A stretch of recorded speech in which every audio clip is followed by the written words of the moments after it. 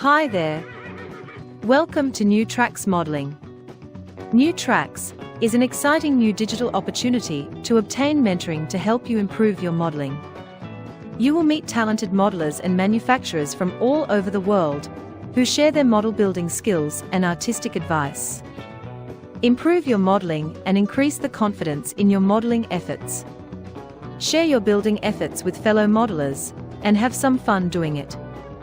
The shows are live on Zoom and YouTube, so be sure to join in and ask your questions.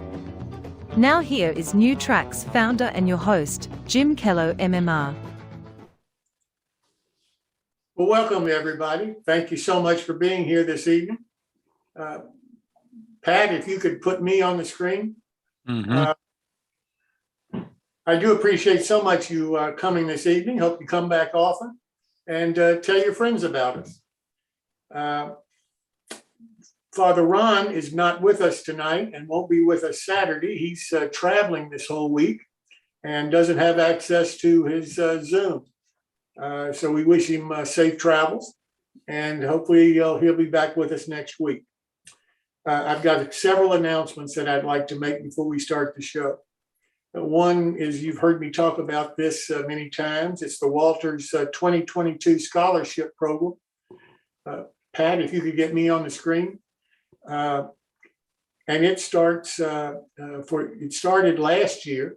They're offering two $2,500 scholarships to high school graduates who are going to continue their education in a STEM program in college or a junior college. And it's on our website. And I hope if you have kids or grandkids, that you'll make them aware of this. And hopefully they'll be one of the winners. We've also got one club that I'm aware of, the Rockville Model Railroad Society. And Jim Anderson of that club is the one that's behind this scholarship program that's patterned in many ways after the Walters program. The club is offering a $2,000 scholarship for local students in their area. And I really think that these kind of scholarships are just fantastic for the kids coming along in the hobby. To have to be a model railroader, to be qualified for some of these, as well as continuing your education, and then possibly get a career as a professional model maker. So this has a lot of potential benefits for the young model railroaders in our midst. Many of you know that we have a new show on Saturdays at 1 p.m. Eastern Time that's moderated by Chris Blackmar. It's a scratch building workshop. Seems to be very popular by the number of people who are attending it. I have to apologize for last Saturday. It was totally my fault. We just didn't get the show started at 1 o'clock like it should have been. We've been doing this for 2 years, and that's our first major gaffe in getting the program started. And I think we've got all of the technical issues now dealt with, and I don't think it'll ever happen again. So I apologize for it. You can see the whole show as it was started a little late on our YouTube channel, New Tracks Modeling.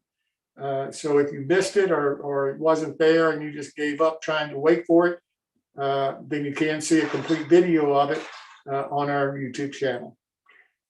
We have some great build-alongs coming up. The one that's starting next is starting on March the 30th. The one on that we're supposed to start today with Bruce Nicholson, and owner of the Seaport Model Works, has been moved to August the 17th. It will be held, but it won't be held until that date.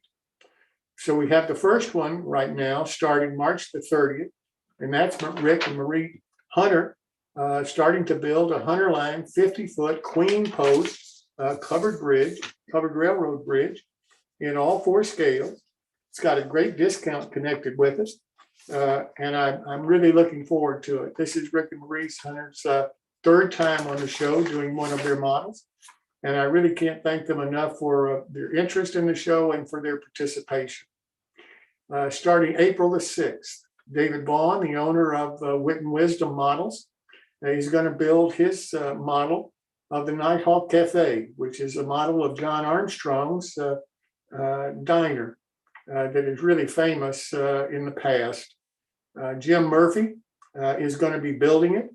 There's a 10% discount off of all of the in-stock models. Once the in-stock models are gone, then you would have to get on a waiting list for the next production run of this model.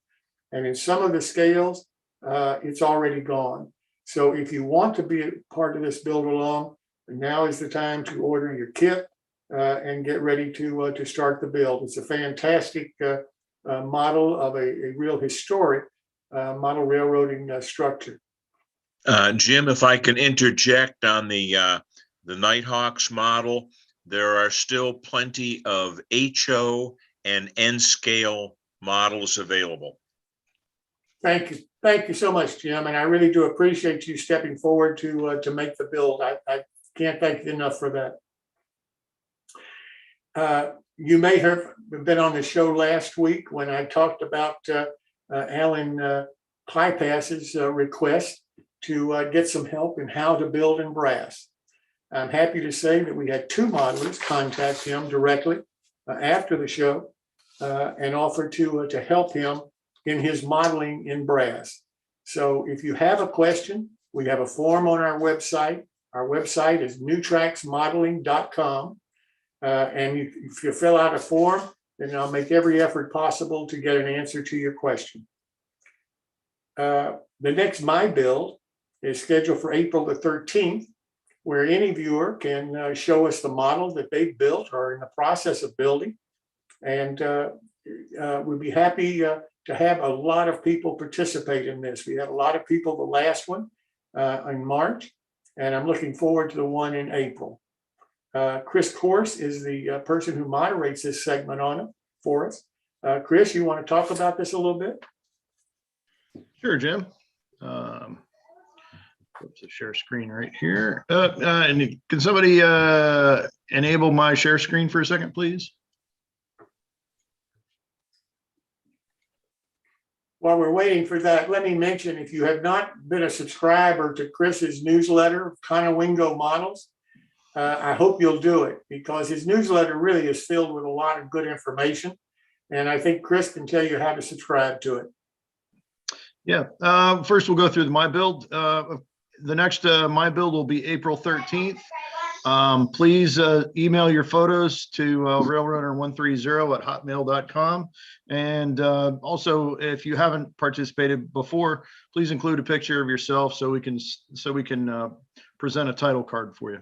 But anyway, it doesn't have to be a model that's finished. It could be something you're proud of. Maybe something you're not so proud of that you learned about something from. So, or maybe something you need help with. If those are the cases, any and all, please send those photos over, and we will gladly include them.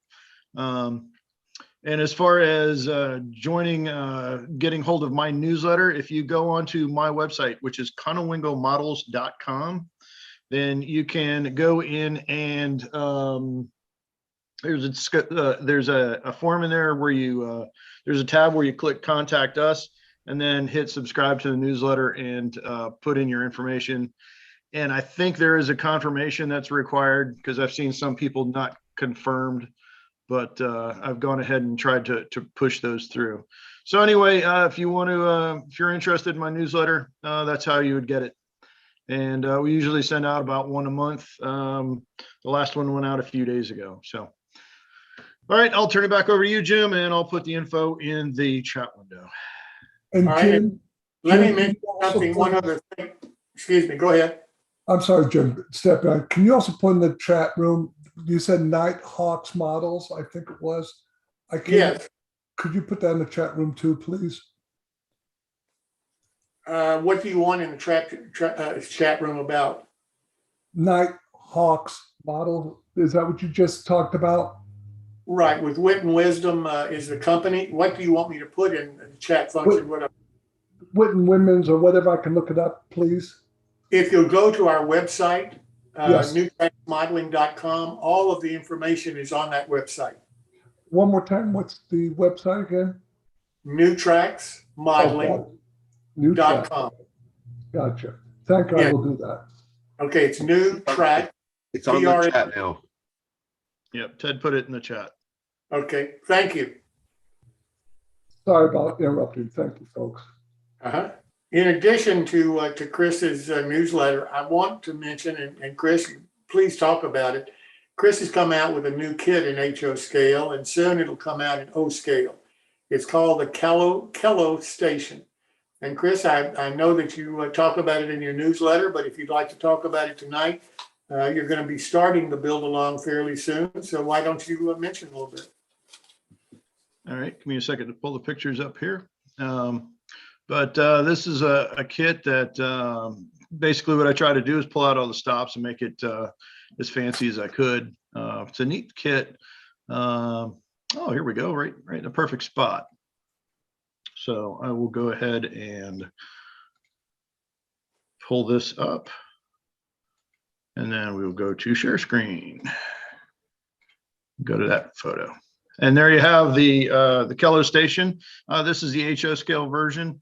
I was hoping to have the O scale pilot model done here very soon, but I've had to replace the tube in my laser, so it'll probably be next week when we get that thing cut, and hopefully it'll all go together the first time. But this is Kello Station. It's got an internal structure. If you notice up on the inside here, all of these white pieces go all the way across. There's a ridge beam in the middle. It's a pretty neat kit, I think. It ought to be for those that are used to putting together buildings with 4 walls and some corner pieces. This is significantly different. So hopefully that'll be something you guys will really enjoy, and it'll be an interesting build, and I look forward to seeing what people come up with it. All right, Well, so I'll turn it back over to you. I appreciate it so much, Chris. Thank you. I do want to mention Chris is giving a $10 discount off of the kit to viewers who want to participate in his build along, and his build along starts May the 25th. So anybody that's interested in the HO version right now, that's the discount that's available on it. And then the O scale, like as he says, he'll come out with shortly, and we'll be able to say probably next week what the discount will be on that model. So thanks again, Chris. I really do appreciate it.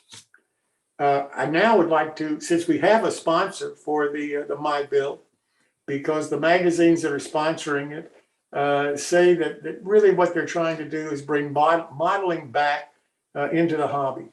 And that's what we're trying to do. So it made a perfect fit for them to be the sponsor of the My Build. And Pat, if you would run that short video, please.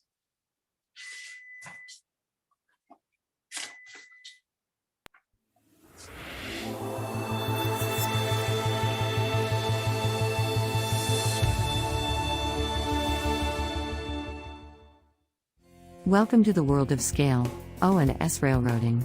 We are your resource for all O and S scale modeling. Both our magazines are advertiser supported and free to read online, download as a PDF, or even print. All advertisers are hot linked to their website, so if you see something you like, just click.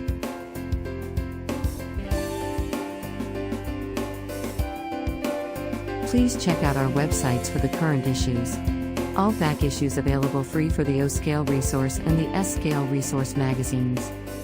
And, if you are a manufacturer, distributor, or retail establishment, please contact us through our website for advertising opportunities. And I really do appreciate Dan Daugherty and his wife Amy, who own the company that publishes both of those magazines. And as I say, if you are showing your model during one of our My Builds, it will appear in the next issue of his magazine. Well, now we're going to do a little something different tonight. Rather than continue with the individual segments, I want to go to the featured modeler section tonight. And it's called In Scale Today. Well, why do it? Well, when I was an in-scaler back in the late 50s, 60s, I gave up. I couldn't keep the cars on the track. I couldn't make the track function. couldn't get the engines to run properly. In effect, the electronics in it and the ability for me to actually have an operating railroad, I couldn't figure out how to do it in N-scale. So I gave up. Well, today, I understand that N-scale is totally different. The equipment is totally different, and it's reliable. The track is different, it's reliable. The cars are different, they're reliable. There's a lot of other products on the market to go with it. So it seems to me that N-track today is nothing like what we may have remembered. So it may deserve a second look by some of us. So what I've done is put together a panel of 3 people. There were supposed to be more than that, but the other 2 that I had scheduled for this for one reason or another had to cancel out for tonight. So we're down to 3 excellent N-scale modelers: Chris Smith, Eric Sutton, and Paul Brennecke. So we've covered why we're going to do this and why it may be worth a second look by some modelers who gave up in the past on N-scale. So with that said, what I'd like to do is start off by introducing the 3 modelers that are on our panel and have them talk for a short period of time about themselves and their modeling in N-scale. So with that said, I'd like to start with Chris Smith. Chris, welcome. All right, thank you. And what I'm going to do for a short intro is show a few teaser slides, and we'll make this short, Jim, less than 5 minutes, and then we can move on. So I'm going to go ahead and share.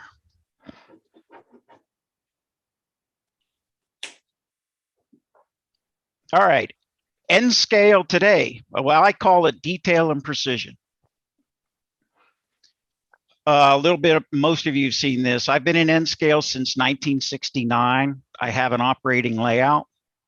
Locomotives, plenty to choose from. I'm primarily a diesel modeler, but there are also quite a bit of N-scale steam, probably not as much as HO, but it's out there. But the diesel selection is quite varied.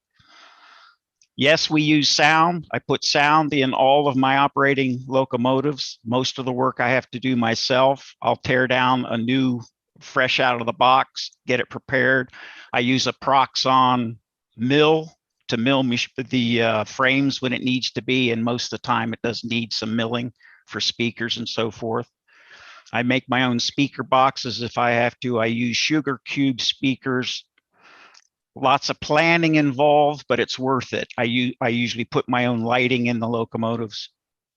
I also have battery-only powered locomotives. I build its standard locomotive that's got a modified DCC decoder and then a harness to a battery car. You can see that on the right. Layout building does take as much precision for good track work. I use Fremo technique, as well as I've got scratch build. There's 3 turnouts in the right-hand photo that are scratch built, and that was 25 years ago, long before fast tracks existed, but it does take precision. Laying out compound ladders, because there's not as much space, especially when you're going to use turnout motors. Doesn't matter what motors you're using, you have to plan ahead. So this staging yard was built on the workbench upside down, so I made sure things fit. You can see the wiring harness, and I've got barrier strips because all frogs on my layout are powered frogs. That's a necessity for various reasons that I won't go into right now. I always put the landforms, as soon as the track is laid and running, the landforms go in because it keeps small N-scale rolling stock from falling 5 feet to the concrete floor. All of those landforms are also removable for maintenance. That's just an example I won't go into right now. The other thing is, with a layout in a medium to large N-scale layout, you can't cheat on the DCC wiring and installation. You need distributed DCC zones, and that has to be planned ahead. And lastly, most important for me, it is an operating scale. We can operate small switching operations as well as long trains, if that's what you like, with all the typical operating processes, uncoupling, and so forth. So that's what I have for an intro. Well, Chris, I appreciate it so much, and I appreciate you being here. Next, I'd like to turn to Eric Sutton. Eric, welcome.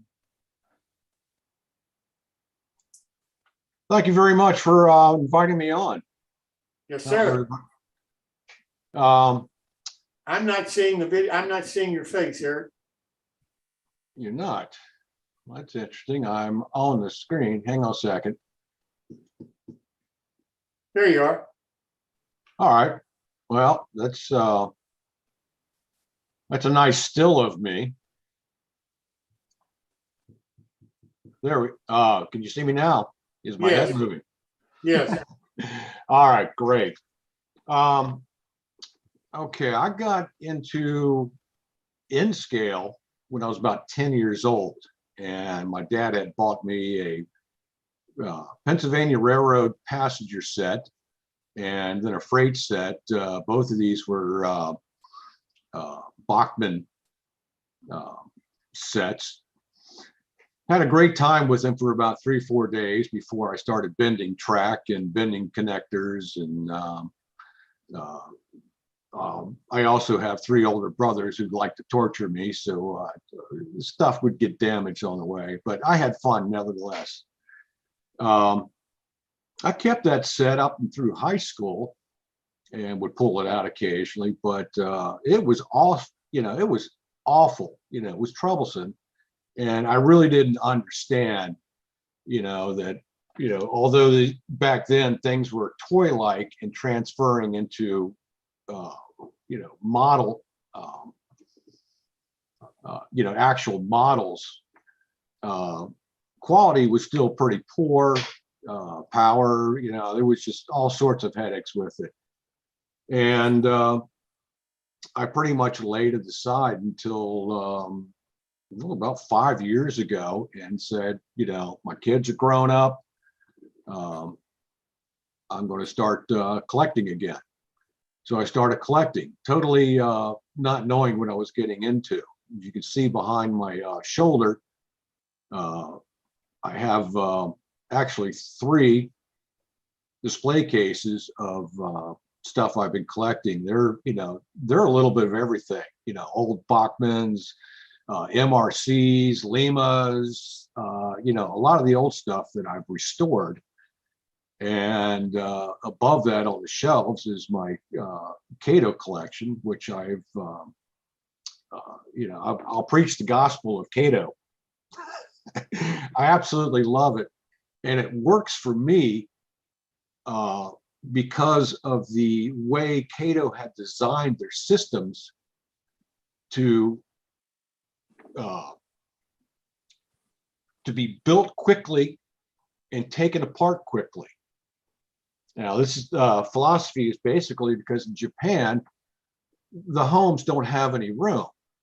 So if you want to play with your trains, you lay them out after breakfast and pack them up before dinner, and then get them out the next weekend.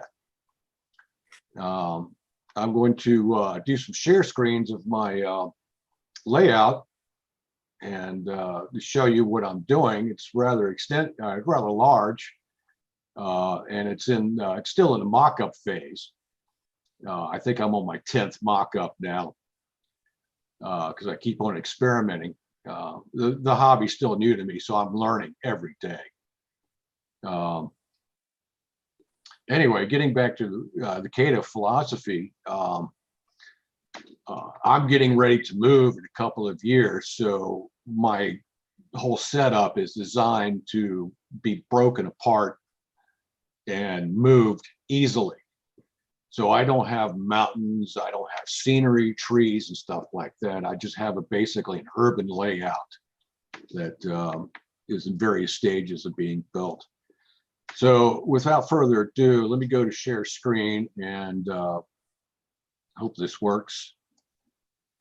And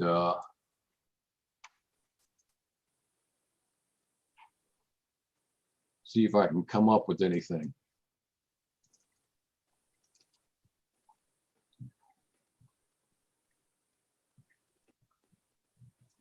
Now, can you see this or?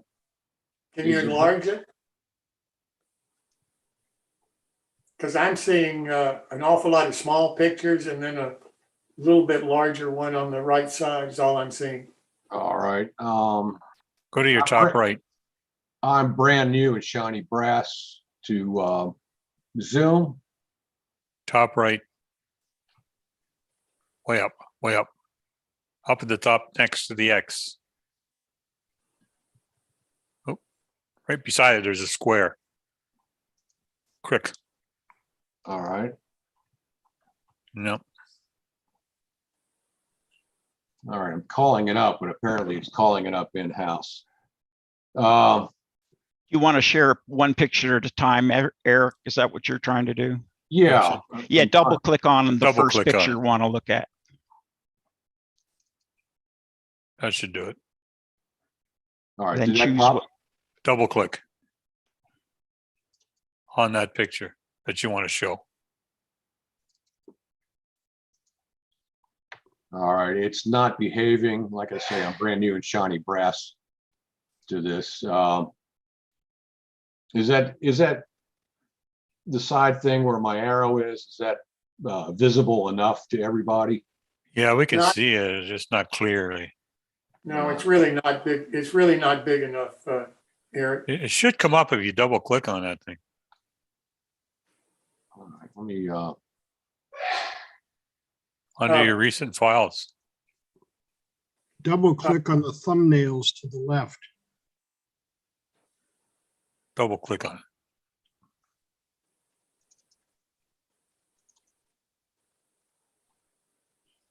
all right, it's coming up on my screen, but I know it's not coming up on yours. Stuck. Anyway, my apologies on that. I'm learning curve with technologies.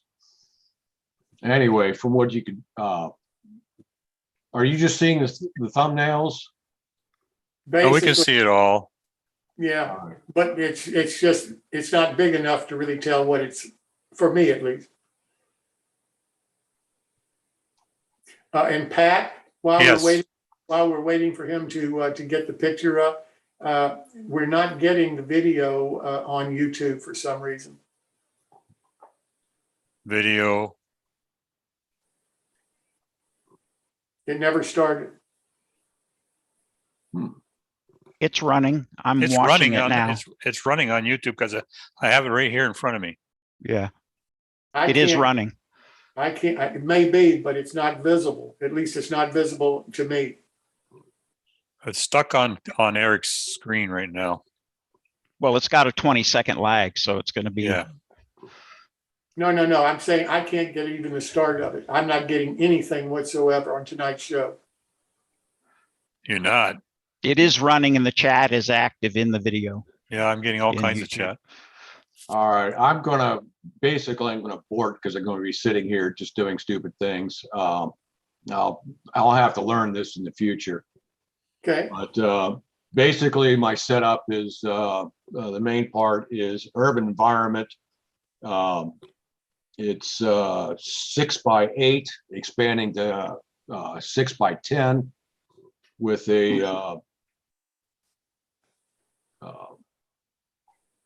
small port that I'm building, and I'll be building a ship with that too. But that's in future. Right now, I'm just still mocking everything up. So far, that's pretty much all I have is as far as what I've been doing. And I'll pass it back to Jim. Okay. I understand, Eric. You think you got problems? I have them too. I have trouble getting email done. So, I thought children were hard. yeah. So I understand. Well, next I'd like to introduce Paul Brennecke.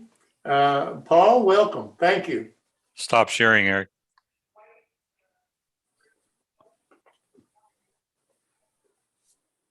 There you go.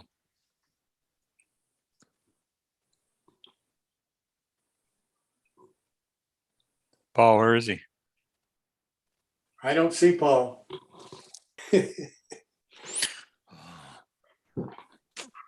My, I know- you see me or can you hear me? I We can hear you. I can't see you. There we you All are. right, I'm the one without any musical skills. My background. Now I see you. Okay. I got into N scale in about 1980, 79, 80, somewhere in there, when I went to a mall here. I live in Golden, Colorado, and I went to a mall and they had a train show going on. And in the process of walking up and down, looking at the trains running, I ran across the N-Track group. And I happened to know one of the people that was in N-Track there. And we talked quite a bit and talked a little bit about N-Scale. And at the time I had no hobbies. I was watching too much football. And I thought it would be good to get into into a hobby. And I didn't have much room. If I could, I would like to share my screen here. And can I share my screen? Yeah, go ahead, Paul. Push on that. Wait a minute here.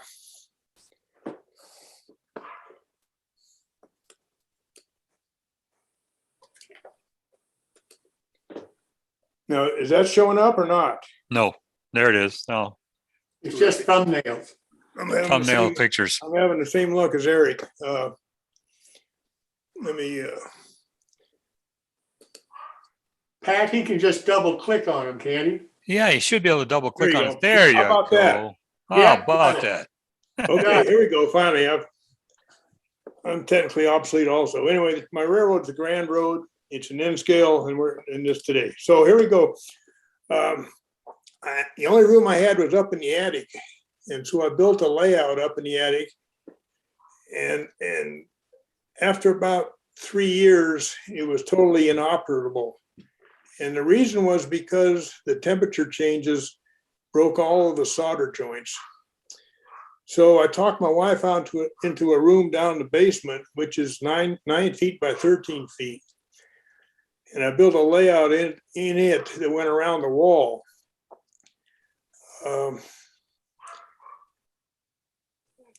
There's some thoughts here. In a room that small, certainly you can't run HO equipment in there without simply just being a loop. It's just too small. So anyway, the N scale fit in there really well. I was able to use 24-inch radius curves. I started the layout in 1985 and I finished it by the NMRA convention in Denver here in 1991. And it was on the layout tour. We had a couple of hundred people through this room, which can only hold about 4 people once you get in. Once you get the layout built, there's not much room in the middle. The layout concept it is contemporary. In other words, it's today, and it's a proto freelance. And I'm influenced by the Moffett Road, which is not too far from my house. And whenever I need some inspiration, I get my camera and truck and go up there. And you'll be surprised what's new. It's very dynamic. The latest, not too long ago, I put in solar powered flange oilers on my layout.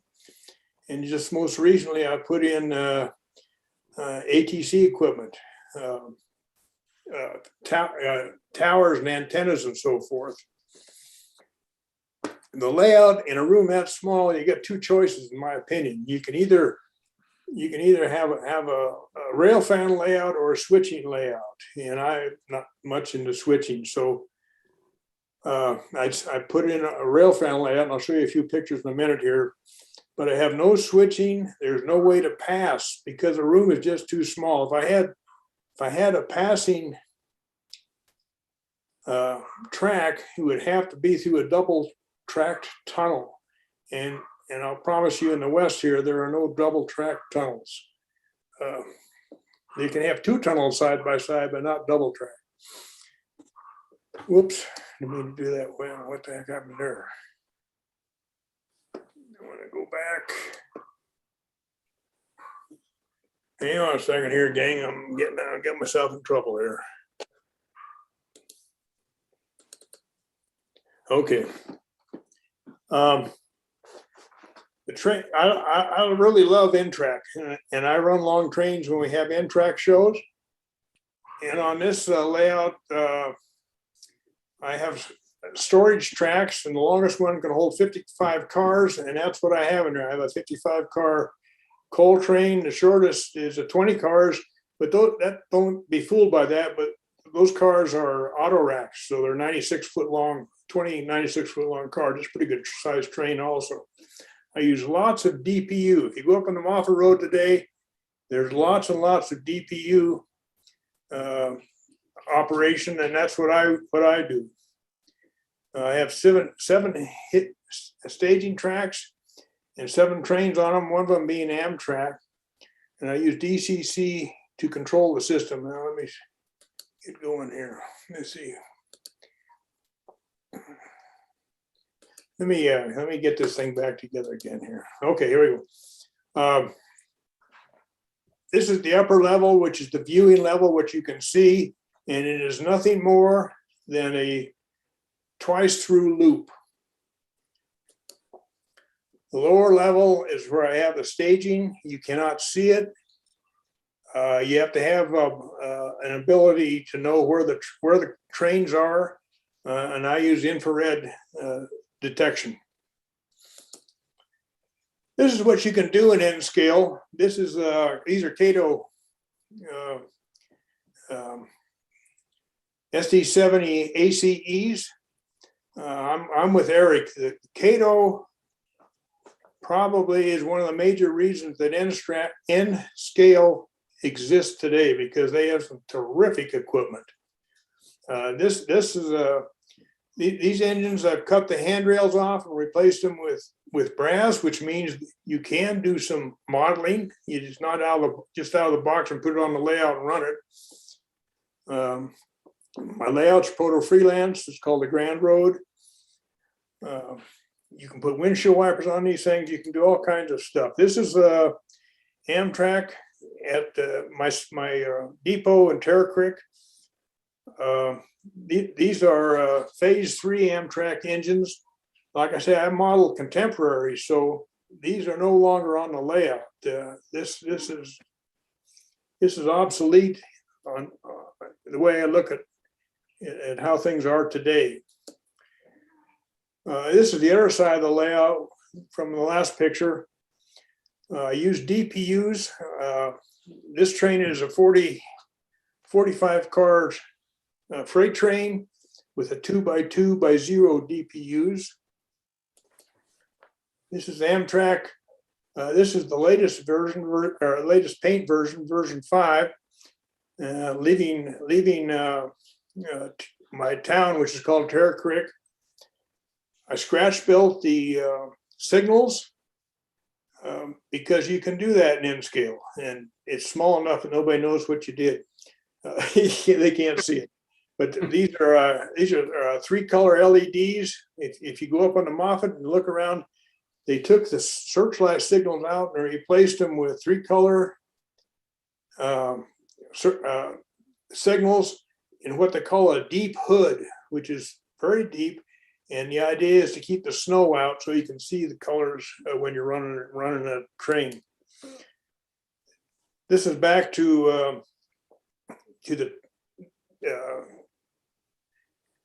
depot, which is called Terra Creek. It's here. I built a engine house here, which you might want to think about if you ever are in Colorado or know anything about the Rio Grande Minturn. It's spelled Minturn, but it's called Minturn by the railroad people, and that's where the engine facility is, and I store equipment there. Here's a little bit better picture of it. I do have some run through power, not much. Just this is Amtrak number 6. Going into a tunnel, and this is a 55 car unit coal train at 2x2x1 DPUs. And when you own a railroad, one of the things you can do is you can buy a business car and not tell your wife. So that's what this is. This is me, the short old guy here, and this is my son Matt, and my wife and daughter are in the railroad car. They're drinking wine. We're going down to the baseball game at Coors Field in Denver, which is right next to Union Station down there. And that's it, gang. Let me stop sharing screen. Okay, that's it, Jim. Paul, thank you so much for being here this evening. Thank you. Well, gentlemen, I appreciate all 3 of you being here tonight. And I got some questions because what I'm trying to do is communicate with the other modelers your feeling about N-scale and why you think it's good, bad, or indifferent. So let me start here with why should anybody consider N-scale for their model railroading? What should I consider when I'm selecting N-scale? What's the drawbacks from N-scale? What do I need to know before I commit to N-scale as my model railroad scale?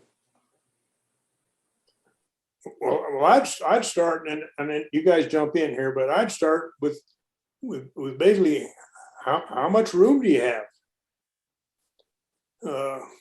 If you don't have much room, why it becomes kind of obvious. If you got a lot of room, you could go to HO. There's a lot more equipment, a lot more available in HO than there is in N-scale. Not that we're hurting very much, but there is a lot more selection in HO than N. Okay. It depends, among other things, about how much room you have. I operate on a N-scale layout. It's called the Crandick. It's owned by Pat Lana here in the Denver area, and it has no mountains, no hills, or anything. But it's a lot of operating. We operate, 5 hours every Saturday, every once in a while on Saturday. So that's still an option if you want to operate too. The space was my major consideration. I kind of like to get more bang for the buck and to have more visual, more operating, and a little bit more fun in a confined space. Of course, my 6x12 is pretty large, but some of you guys have systems that are much larger than that, but I'm happy with mine. There's still a lot I'd like to put on, but when I get a new house, I'll consider that. Coaling country, rock and gravel, and other trackside industries, maybe a trailer park or 3. In my case, Jim, I simply couldn't help myself. When I walked into a train show as a kid, I gravitated toward N-scale, even though my dad was HO. My uncle had a Lehigh Valley layout in Pennsylvania he hosted sessions every Saturday, every month for years, but I was an N-scaler.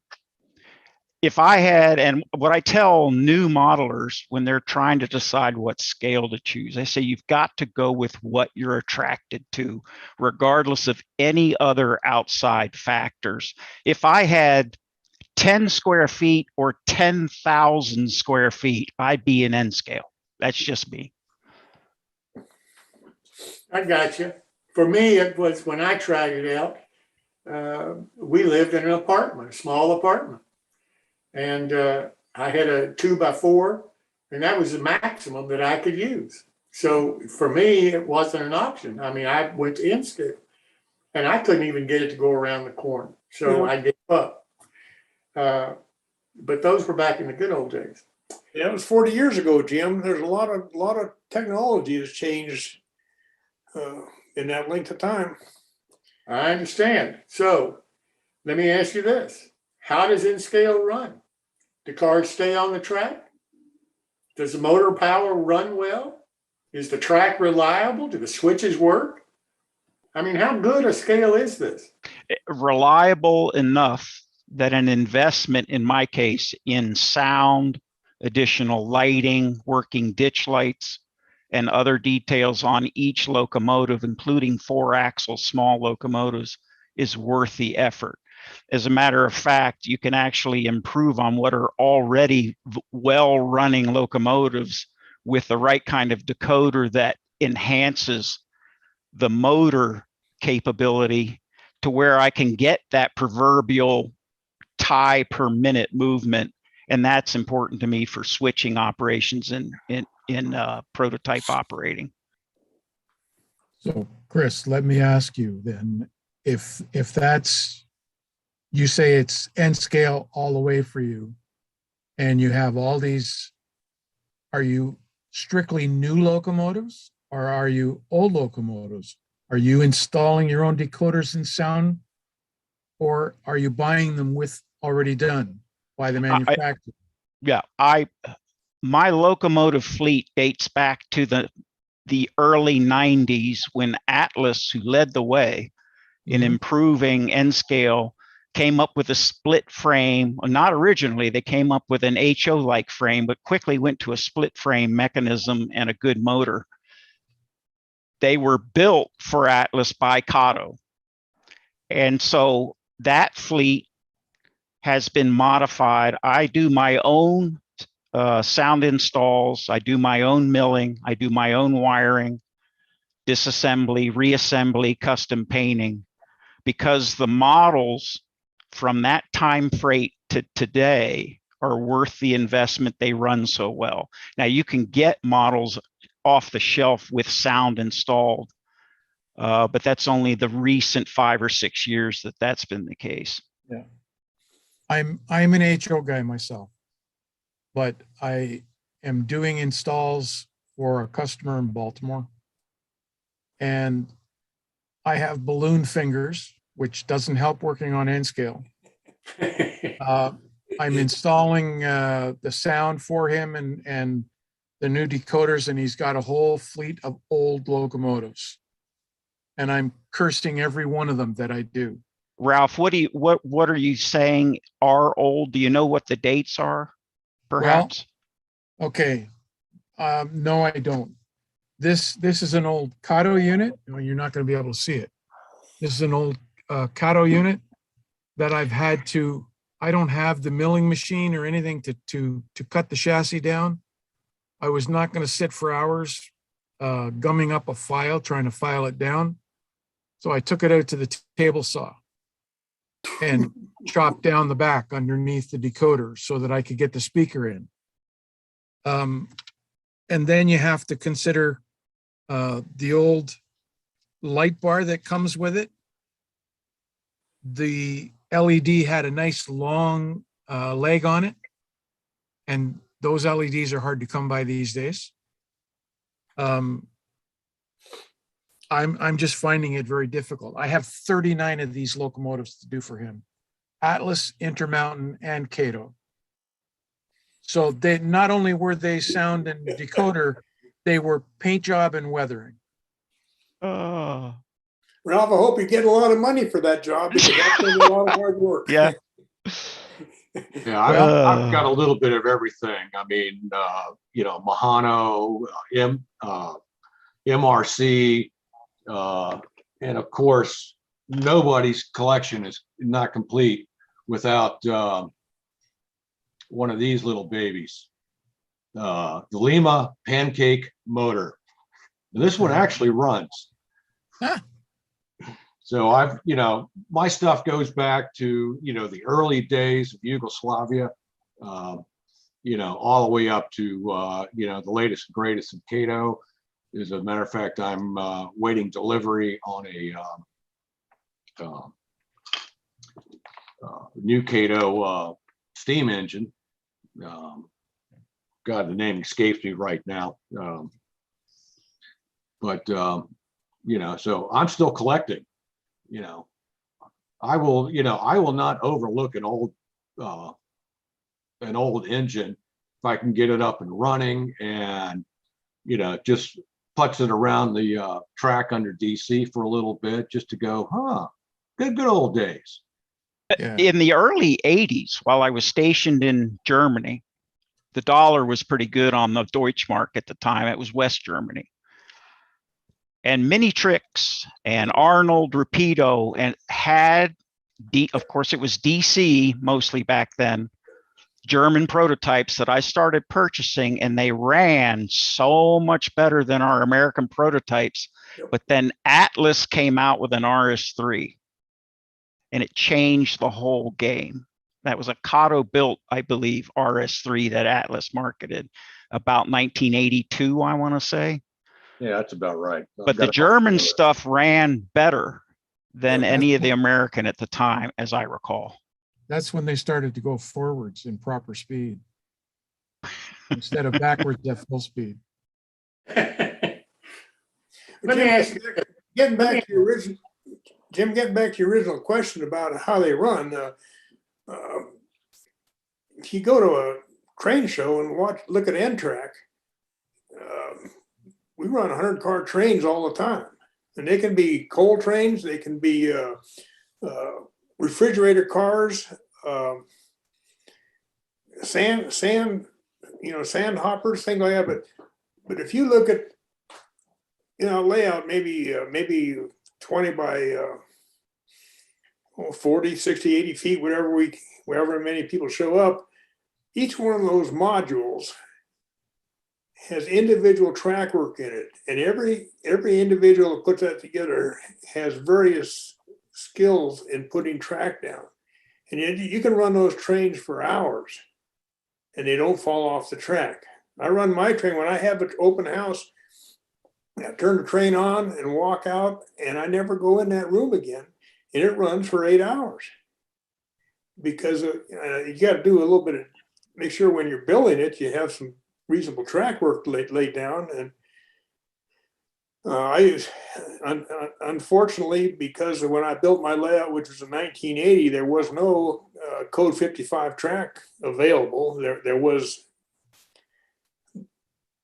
were articles about the Code 55 track, but you couldn't find it. So I built mine out of Atlas 80, Code 80, and the switches are Code 80, and that layout now is what, close to 35, 40 years old, and it runs fine. Now I continue to work on it, but not on the track work. I work on the layout. I personally believe Atlas may have single-handedly saved N-Scale. That's my feeling, having been purchasing and running. I would add to that, Chris, that micro trains, which is the N-Scale portion of KD.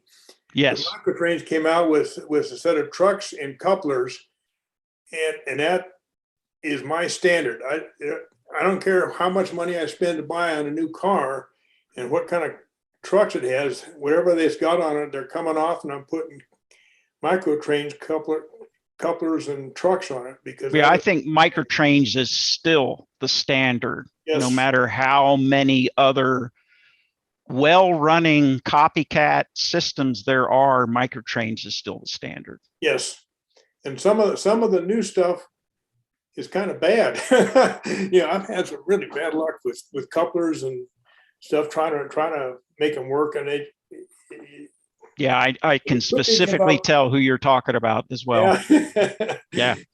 I think one of them was built here in Colorado.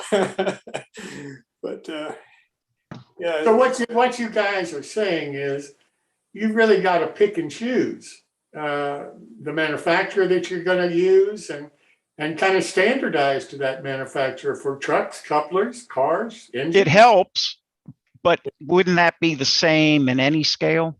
Pretty much in scale modeling? Is it more so in scale? I think that's debatable. I think out of the box, most of what's on the market that's not toy grade is going to run well. Yep. probably with some tuning. I mean, we all probably have to fiddle with some tuning of the locomotives out of the box. I do. I fiddle with them until I get them to run reliably. And you usually know what manufacturer is going to give you a hard time and which manufacturer is not going to give you any of a hard time. Yep. But I don't know that is that any different from, say, HO? I don't know. I suspect it isn't that much different from HO. Let me ask you this. Where does somebody go that's new to N-scale to find out the locomotives that are going to give you problems, that or just can use a little tinkering and they'll run beautifully? Where does somebody go to find out which track they should use if they're beginning in N-scale? Where is that information readily available? That's a good point. For me, it's been trial and error, buy this, buy that, and see what works. As far as engines and cars and whatnot, I often source spooknet.org, or is it .net? Especially when I'm restoring the older engines and whatnot, kind of gives me an idea of what's going on. What was that? Is that a Facebook group or what is that? It's a web page. Let me see if I can call it up.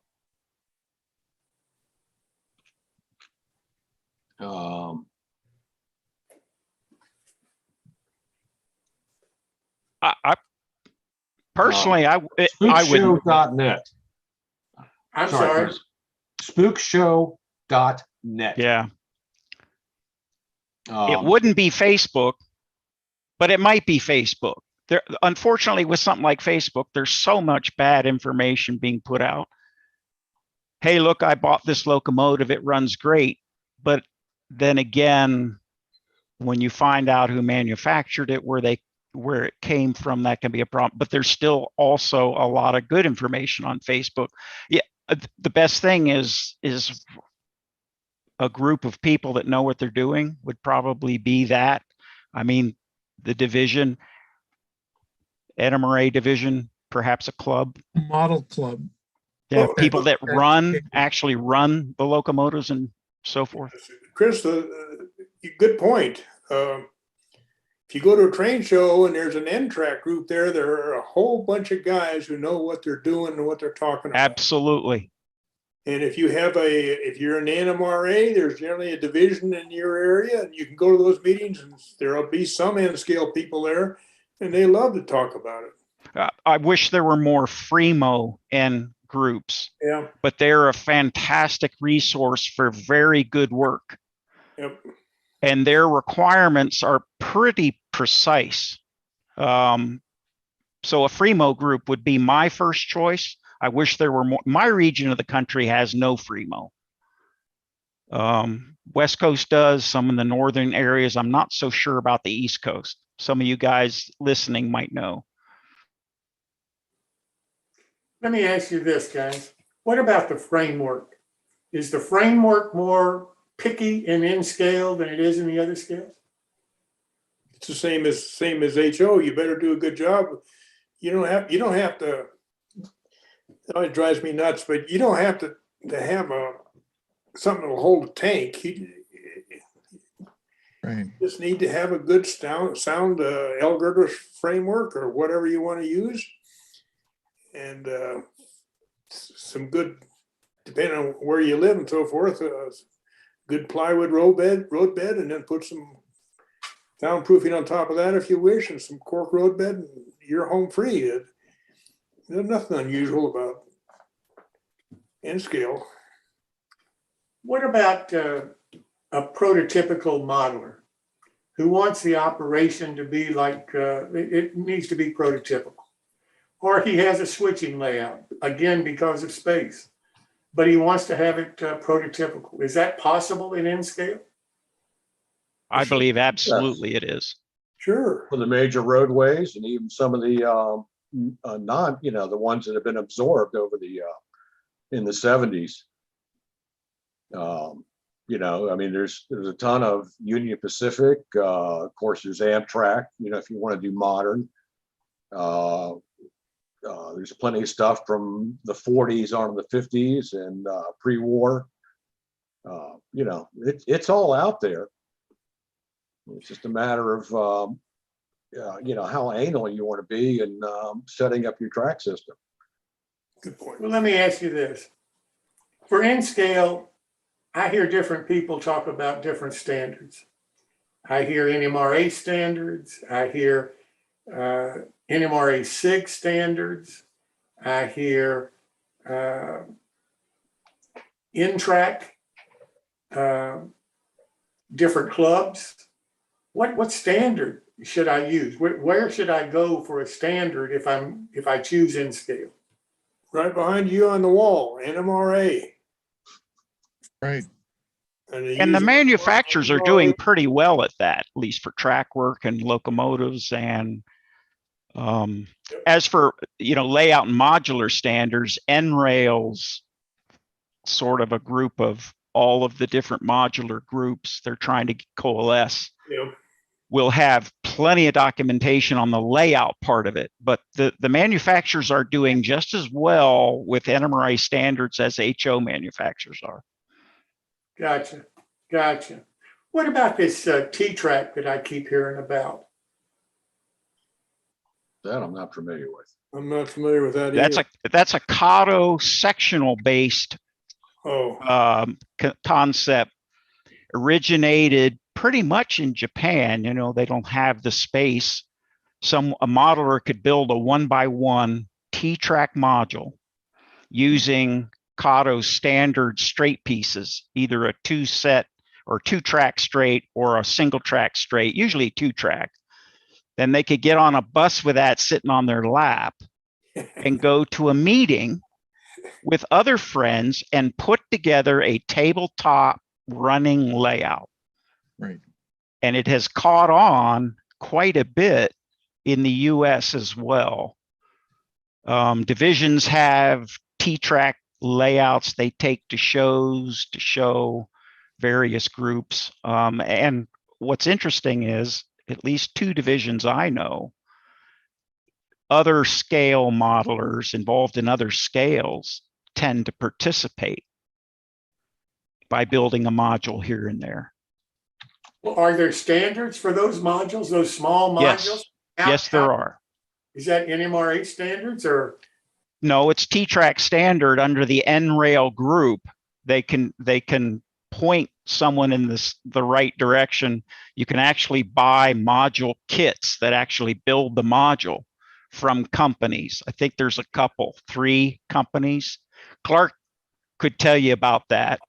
But it's caught on because it's an easy way to put together an operating layout on a couple of folding tables. That's what it was designed for, using a very standardized sectional track that's of high quality that you buy from Kato. And they all hook together and you run trains. And you run the standard N-scale trains on it. Standard N-scale equipment, DCC or DC, depends on what the group wants to use. So I hear a lot about modules, people not building layouts, but building modules. It seems like for the module builder, that's a perfect solution. Actually, it's too small. Okay, that's what I needed to hear. I'm an HO guy, but the module that Chris is talking about is 1 foot square.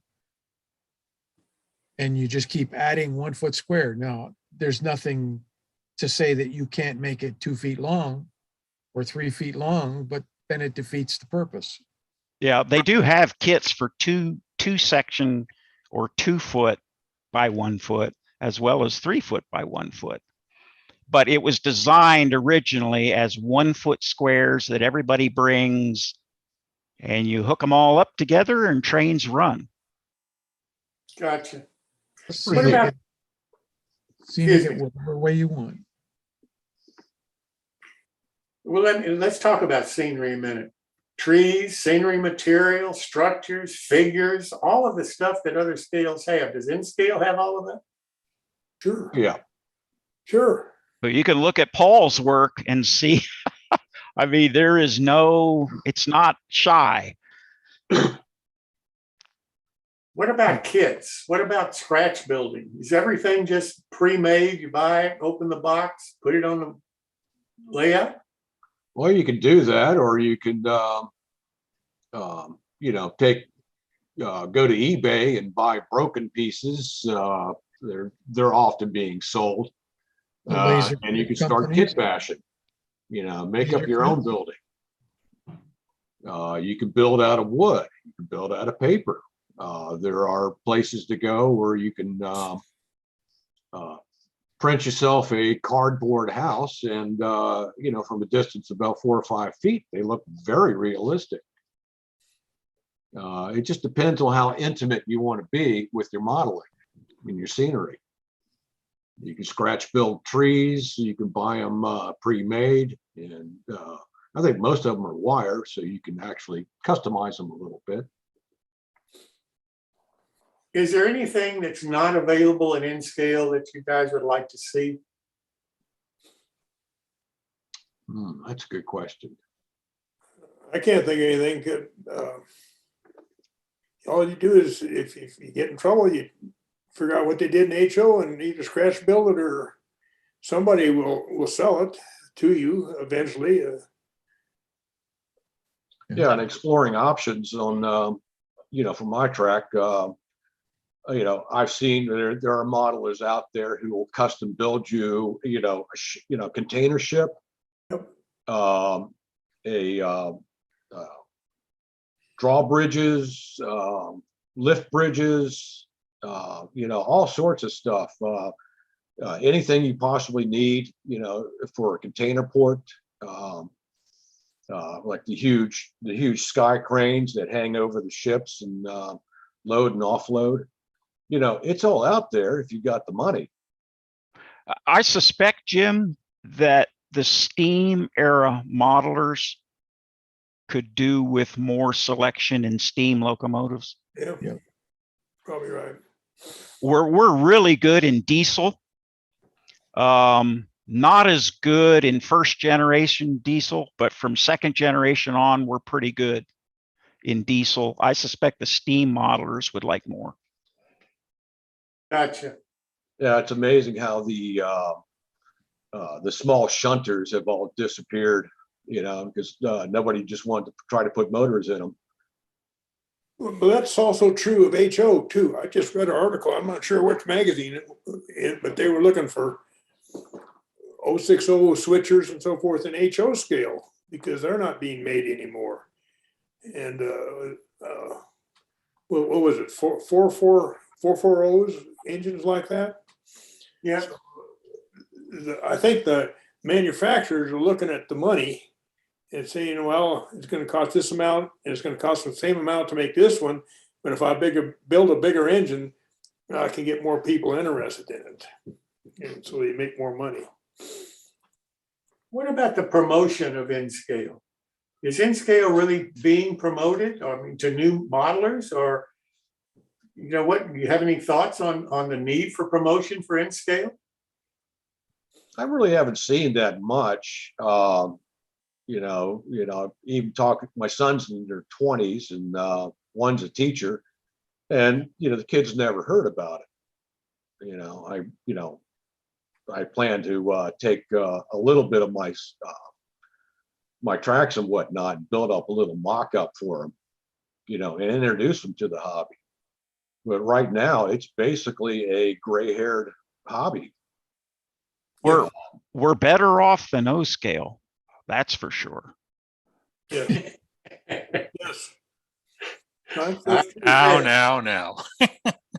Now, in terms of exposure, product availability, scale, precision, I think we're better off than even O scale. There's exceptions to that, but O scale is much smaller than N scale is in terms of total participation. Yes. What's in scale tomorrow going to be like? You know, today is totally different than when it was back in the 60s. I think everybody will probably agree with that. But what's it going to be in 20 years? Is 3D printing going to take it over? What's going to happen to in scale? Well, I think 3D printing is coming into its own. It's still examples I've seen, they've either been very good or very primitive. But basically, it's all going to be computer controlled. You know, you're going to have your layout up on your 56-inch screen, and that will be small by then. And you know, running off your computer. I hope not. Yeah. Or server. You know, because the kids, if they really want to get into it and be stimulated by it, it's going to have to compete with robotics and other electrical gadgetry, so to speak. And that's how you get them into it. You know, turn it into a 3D video game. I think that's where it's going to have to go. Okay. So really the modeling part of it is going to go by the wayside. No, I think it will still be there, but I think it's going to be a hybrid, you know, electronically computer controlled. You know, we're seeing that now with DCC, and you know, people are constantly coming up with new ways to implement it, and tricks to do with DCC, and you know, this will eventually go mainstream. The modeling will still be there, the trees, the mountains, the tunnels, the buildings, the lighting up, you know, the guy in the shop welding, you know, with the spark going on. That will still all be there, but it will be more controlled. Instead of having a circuit that randomizes a light, you know, that light will be timed to go on at a certain time to simulate reality. The most impressive thing I've ever seen is, and I think it's an HO scale, is that humongous computer controlled multifaceted train system they have in Germany. Mm-hmm. Yeah. You know, this is the first video I ever saw of it, you know, basically was based around an airport. And they had planes taxiing and taking off and landing, and one burning up off to the side, and fire and rescue coming to it, you know, and they just started expanding and expanding and expanding with, you know, different areas and different themes. And they're running 20, 30 high power computers just to keep this thing going. Jim, you know, I think Chris had something on his layout that's kind of it has always intrigued me, and that's he had an engine that ran off battery power. And I think as these automobiles come along and they learn more and more about batteries, and I'm sure they know quite a bit now, that they're going to get batteries small enough that you can put them in N scale. Jim already got some. And we're going to be able to run our trains, I don't know, with radio control with battery power, and that's going to be super when we get to that point. Honestly, I kind of wish, as much as I appreciate layout control, busing, I wish the NMRA had put the effort the last decade and a half on battery on board technology. Because an N scale is no different than any other scale where your power is through the rails. Power and data is through the rails. We have got to get away from all that entails, including the maintenance and the cleaning. Yes. Good point. I don't think young people have the patience for it until they get older. But if we can go battery on board, for all scales, that's the future I would like to see. Now, that's when you say fine. battery It's on fine. board, I'm sorry, I talked over somebody. No, that's all right. Go ahead. When you say battery on board, are you talking about strictly for the DCC logic control and your power for the motor coming through the rails and No. everything else coming through No, Wi-Fi? nothing would come through the rails, nothing at all. Neither the data message in DCC protocol, nor the current required to move the motor. None of that would come through the rails. It would all come over wireless for the data and battery for the current, And which that is what I'm doing right now. So that will eliminate the need to clean boulders and the cat off the track. Right. You could Right. spray paint the track rusty color and never have to clean it. Yep. Yeah. And I think that would really be a boon for the steam people, because they can put some of the, in a diesel engine, there's not too much room in these hoods, but you could get a tender and you can put a battery in there and some kind of a radio controlled decoder in the steam engine. And boy, that would be super for those It people. would be awesome. It's the way I would go now if I Yes. had steam. Yep. Well, if you've seen any of the videos, this guy in Japan, he's running 187 scale remote control cars. And the technology is there. The problem is on the locomotive, diesel, you need a power pack that's going to last you for an operating session, which means somehow you're going to have a box car or something tethered to that locomotive, because there's no way you can get the battery size into the locomotive. Well, this could be done. Everything else with, is all doable. They've got, I mean, they even have these tiny servos for steering this 187 scale cars, not big trucks, cars. And it's absolutely amazing to see. The guys are using crawlers with a bucket on the front, and they're picking up sand and moving it and filling up dump trucks, all 187 scale. So it is doable down to N scale, as far as I can see. I think there are some examples on YouTube of things near maybe 150 scale doing something like that. There's a whole group in Germany that's doing 187 remote control cars and construction vehicles. And the guy that started it is in Japan. He's a dentist. Well, getting back to finding the room to put all this stuff in, I mean, in the short term, you know, as technology permits it getting smaller and smaller, putting a dummy engine in a line of constants, you know, that has the battery and maybe another one has the Wi-Fi system or whatnot to control all that.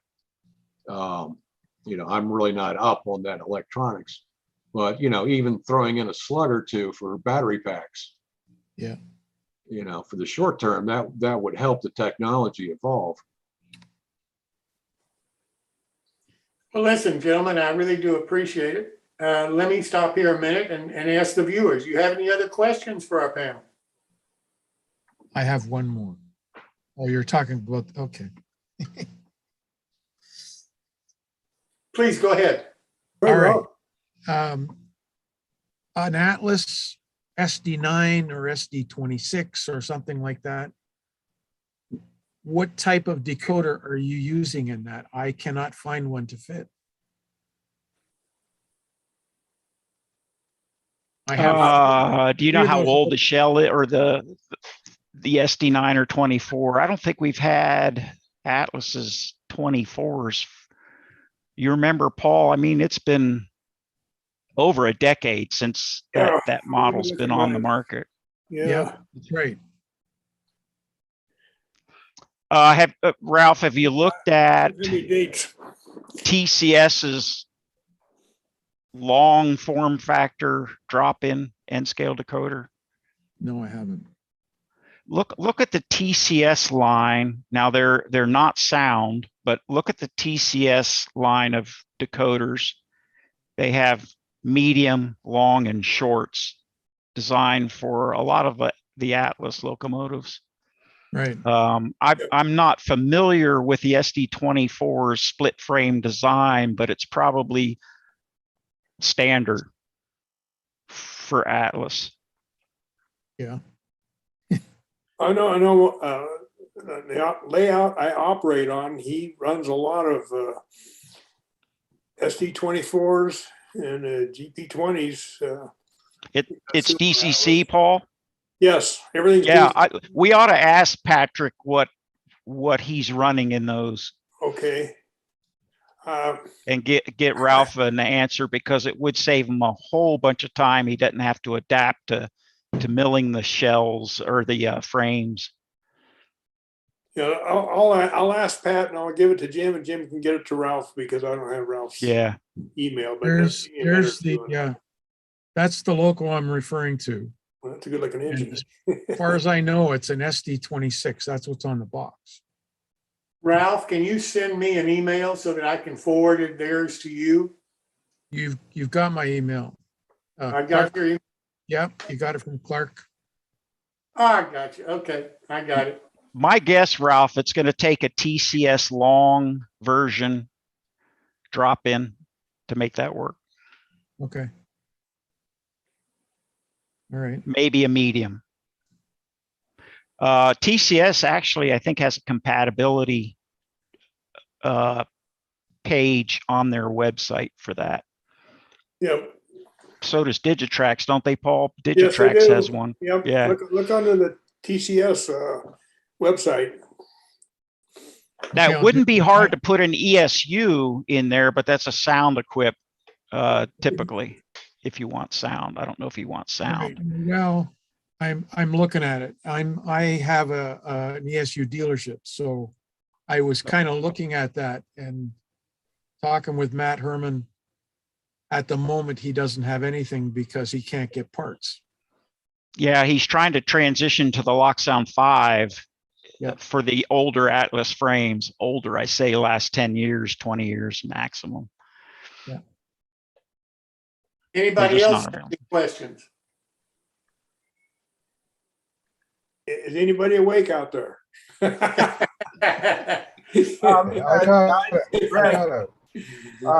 I've been listening about the LEDs. So that I'm gentleman sorry, is could having, you repeat that? I didn't hear it. I'd like to say something about the problem with getting the LEDs. That gentleman, I can't remember who his name was on here talking. LEDs. Paul, hear that me may all be right? your- Anyhow, evansdesign.com has just about anything you need. Yes. They have different lengths of, I think about 2 different lengths on the LEDs, and they come with a resistor in them. They operate between 5 and 12 volts. And I Okay. believe you could get them with a rectifier if you want one. You'll install one. Evan Design. Pardon? Evan Designs? Right, Evan Design, EVAN design.com. They're in Okay. Colorado. Yep. They're north of Colorado here. Ralph, you Yeah. don't want to do your own magnet wiring soldering? Give me a break. I told you I have balloon fingers. Okay, thank you. I just wanted to put that in. It's good. Anybody having problems? Guys, something I'd like to mention, this is Greg.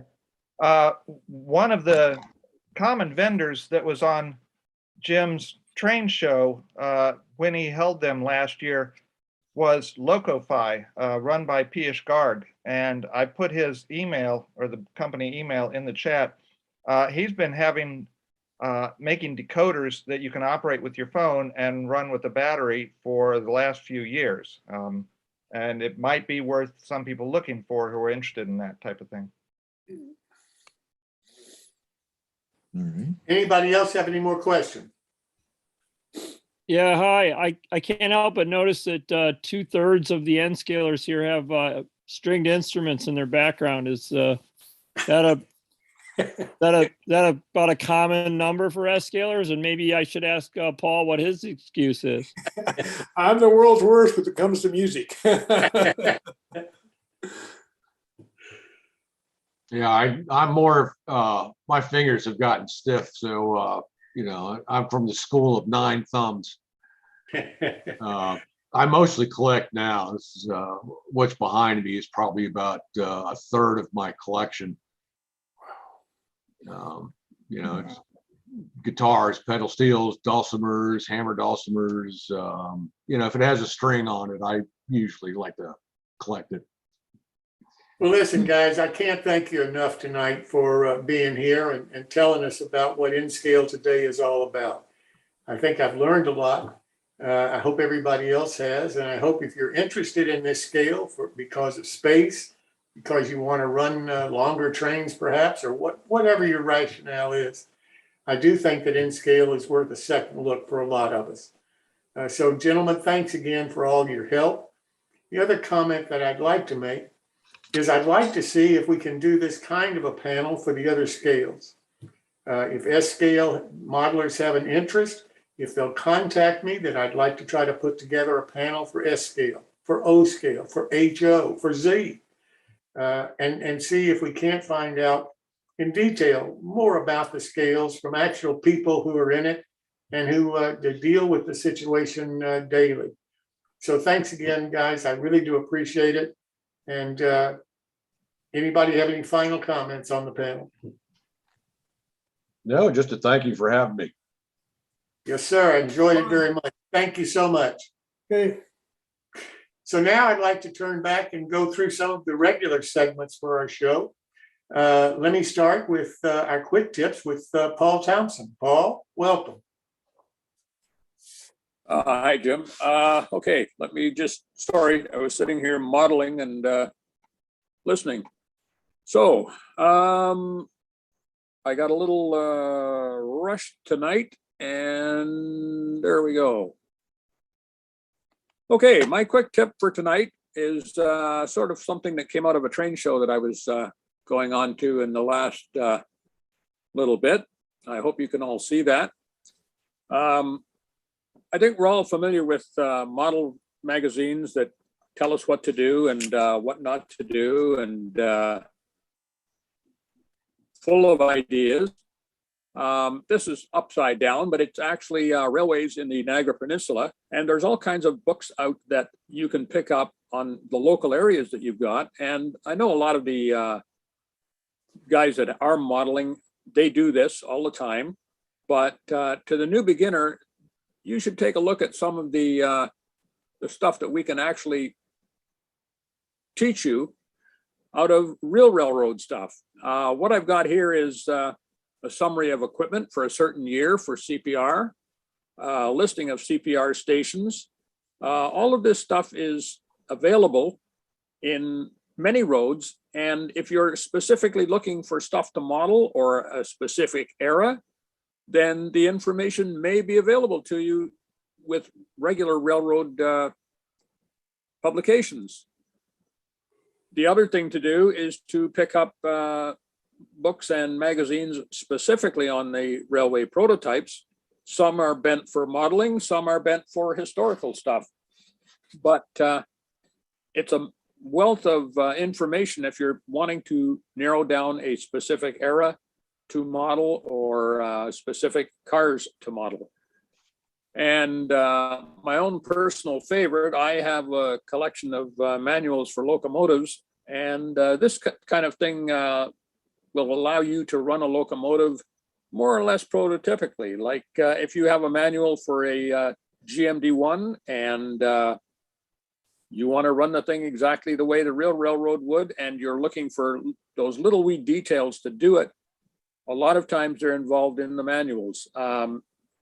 It also helps you in selecting sound decoders if you're looking for specific models. I mean, there are differences in, say, SW1s, and some of them transition, some of them don't, the various sounds and levels. So all of these are clues that you can pick up. And these publications sometimes are dirt cheap at shows and online. Other times, unfortunately, they can be a little pricey, but they're worth looking at. This last one that I wanted to show you was just some track work detail that I picked up from Canadian National on standards. It's a fold out that if you're laying tracks, there's all kinds of little tips that the real railroads do that you may be able to model. You never know. And that basically is my tip for the day, guys. Thank you very much. Well, Paul, thank you. That's good information to have. Appreciate it. Now I'd like to move to Darryl Jacobs, who owns Interaction Hobbies, for his segment on the art of detail. Darryl, welcome. Thanks, Jim. Great evening. Good discussion on N-scale tonight for sure. Tonight's segment is first part of a two-part session on weathering and detailing a mobile home in HO scale. This particular video is about taking something nice and trying to make it look ugly. Although Ralph Renzetti is here, and I hope he takes mercy on me because he is truly the king when it comes to making good stuff look ugly. Darryl, I don't see you on the screen. Okay. I don't know how to do that. Oh, there you are. Somebody did that. Okay, that's great. So basically the video will show the complexity of layering paints and pigments to get a particular effect that I attempted to do a very grimy roof in a wet environment. And then next week's session, we'll take all of this and put it all together and it'll make better sense. So with that, please take it away. I think it's Patrick. So.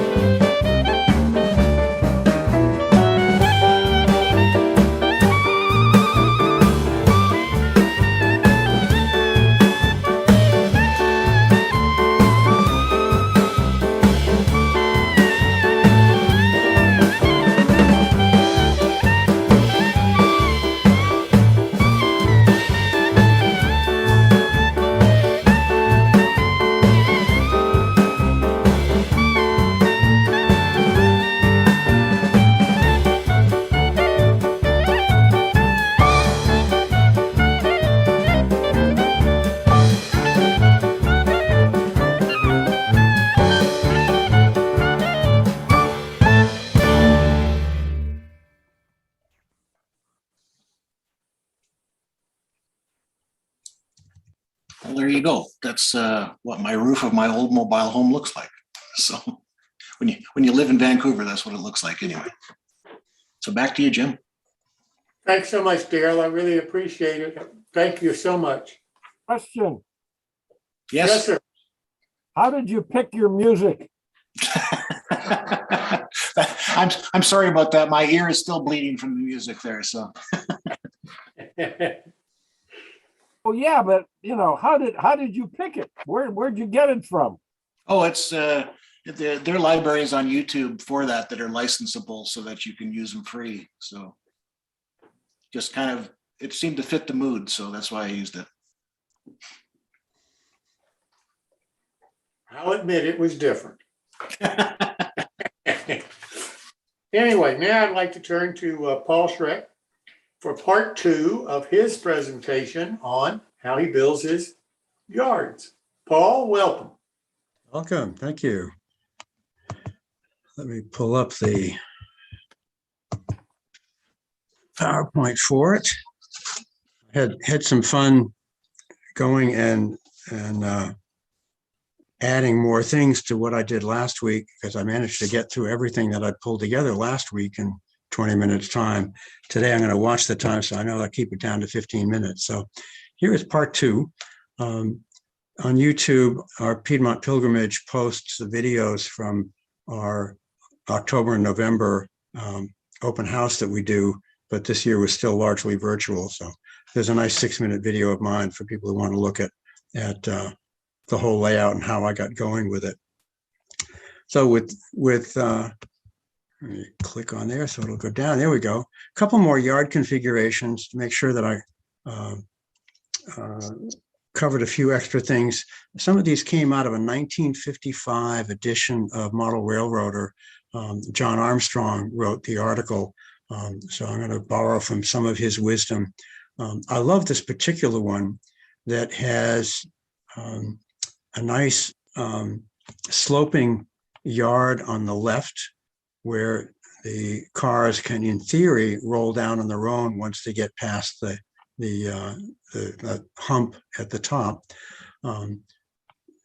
Engine servicing stuff in the middle, and then caboose track off on the side. The challenge with this is what kind of a room are you going to be able to put this in with the main line coming in from a vertical direction. It's because this is already 1.5 feet wide or so. But I also like that it's got the Y in the middle of it if you need to be able to turn an engine. A couple of other quick ones. Because he talks about, as I did last week, that pros and cons of a double-ended yard versus a diamond yard that can be double-ended, or the stub ending. Mine uses double-ended for the arrival and departure tracks, and then has 6 stub tracks on the east end of the yard. A friend of mine is working on getting his yard going. It's functionally an inverted pyramid scheme, except that on the right-hand side, you may have to move your people so you can see over there. On the right-hand side, he's got a lead track coming into the yard from the southeast, and a yard entry over on that side, as well as the yard entry here and the lead track. And it's basically an upside down pyramid. And then you've got this as another option for super simple, just a real small terminal for engine, place to turn your engines around, using a Y to turn an engine around at the end of a point-to-point layout. Another option for a Y with a runaround track. I love having runaround tracks. And then I particularly liked this simple small town yard that comes in. It's a terminal yard. So trains will come in from the main line. Your passenger trains can come in here. The departing passenger cars will head out here. You've got classification tracks in here. There's a road with factories along here, so you can have a team track that's being shared by those factories. And it happens in a fairly small space. John Armstrong has his own 9 points to watch out for in doing yard operation. This is again from the August 1955 issue. You can read these, but I'll go along with you. Study everything that you want the yard to be able to do, whether you do it in your head or like me, if you've got to see it on paper before actually finalizing your track plan for the yard. Keep the track leads clear of other traffic that would interfere. You saw that last week with the image of having the entry point into the yard that conflicts with what the lead track is doing. He likes having more short tracks, 3-car minimum, rather than longer ones. The versatility that you get is worth, he thinks, the extra number of turnouts and toggle switches that you'll have. Pay attention to the kind of coupler you're using. Nowadays, that may not be an issue, but paying attention to those and choosing what kind of coupler you're going to be using and how you'll get those to uncouple. Back in the days in the 55 era, there were a lot of number 4 turnouts. I said, avoid those, particularly if you've got long cuts of cars, because the physics of a string of cars being pulled off a number 4 turnout runs more of a risk of derailment. And he says that's so important, say it twice. Keep your ladders and throats close to the aisle so that they're accessible in case you need to do maintenance and for operational purposes. Do your best track work construction when you're doing your ladder tracks. If your yard is flat, have your lead track such that cuts of cars are pushed downhill and are pulled uphill if you're going to have things that aren't all on the same level. Watch out for S-curves, again, because of the physics and the risks of greater risk of a derailment. Track spacing. Back in 55, at any rate, the NMRA standard for that was 2 inches for HO scale, which I think translates at 16 feet. Most modelers, he found back then, seemed to prefer 2 1/4, which is what I have on my classification tracks. And thus the value of having one of these that I learned from experience. You really want to set it all the way down onto the rails when it's over the coupler, because the magnetic field works better when it's lowered all the way down to track level. But it works quite well for being able to have the couples open up on the 2 cars. Not that that doesn't necessarily replaces having a magnet under the track. A few other loose ends. What about lighting? To quote from Armstrong's article, an indispensable part of any large yard is a system of floodlights on towers to illuminate the scene. The lead tracks in particular want to be well lit. Down on the classification tracks, things can be dimmer, but you still want them bright enough to serve as a deterrent to theft and to keep a trimmer crew from failing to see a flat card at the end of a cut they're working with and ramming it under a reefer. Coach servicing yards are also brightly lit in modern practice, at least back in 1955.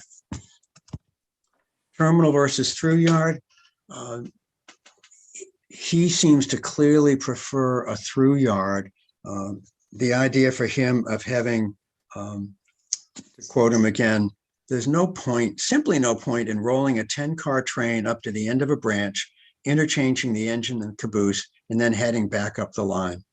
The fact that this is what goes on in many model railroads, at least in 55, who take pride in their point-to-point plan, says to him, it doesn't make sense. Think it over. If you're going to have if you're going to do point-to-point, small yard, keep the trains running short. Where to put the engine terminal? He finds that that location is not so critical in the yard, and it's often determined by fixed items like in local conditions, such as your water heater and your laundry tub. The last house that I was in 2 houses ago, the layout was an oval shaped that had the furnace and the water heater inside the oval. And the guys who came to do the work on it remembered it every time because I had to duck under the trestle bridge to be able to get in to work on it. Where to put the caboose track? Many of the guys slept on board the caboose in between stops, in between runs. So it was courtesy not to store the caboose where there was going to be a lot of noise. You wanted to put it farther away from noisy areas of the freight yard. Passenger station facilities, Armstrong says you can put them right next to your tracks on your freight yard, but it can get a little crowded there for operational purposes. And he seemed to prefer having them farther down so that you've got 2 different places to give attention to, not just, you can have the freight yard and the passenger station area. One of the 9 commandments or 10 commandments last week that I went over for freight yard modeling, number 9 is thou shalt not overcrowd the yard. And I got this picture from a friend this week who's in our in-town modeling group here in Atlanta. And he said, oh, maybe I'm a little overcrowded over the 50% figure. This is one of the yards that Armstrong showed in that article for small towns that don't have a freight yard with yard limits to it because it's going through town with a lot of industries on the side. And the nice thing about this is that you've got a lot of visual stuff to hold your attention with the different industries. Joe Nichols Sr. has one like this on his layout just a couple blocks away from me. If you can see that one on YouTube from the Piedmont Division, by all means, check it out.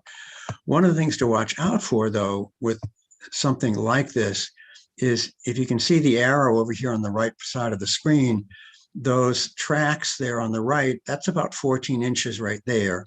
So you got another foot up there. And if you come down here, you've got probably 2.5 feet. So if your aisle is down here where the text is, you're not going to be able to reach all the way back here.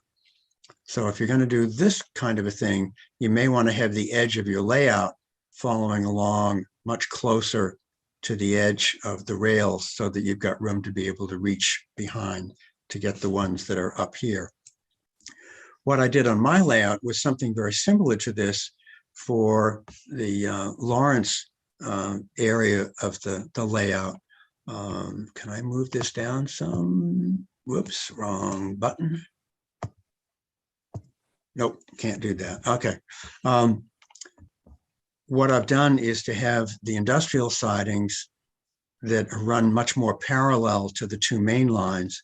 Let me move this out of the way again. Oops, sorry, I keep hitting the wrong button there. The 2 lines here head back to Boston, and the main lines come through, and you can have a runaround track on either side of those to be able to drop things off.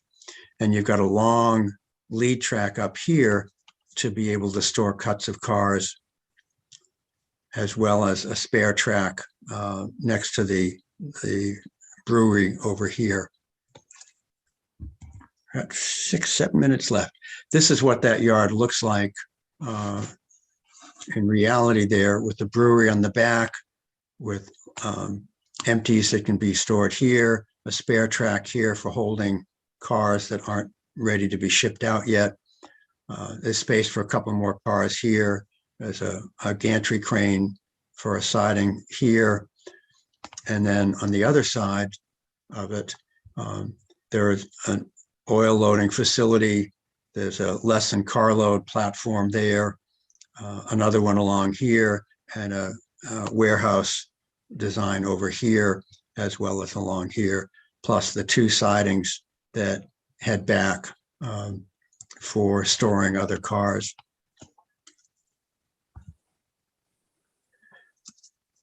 the Rigby yard in South Portland, I'll show you pictures of that in a minute. I was limited by the 12 feet of space in the room, and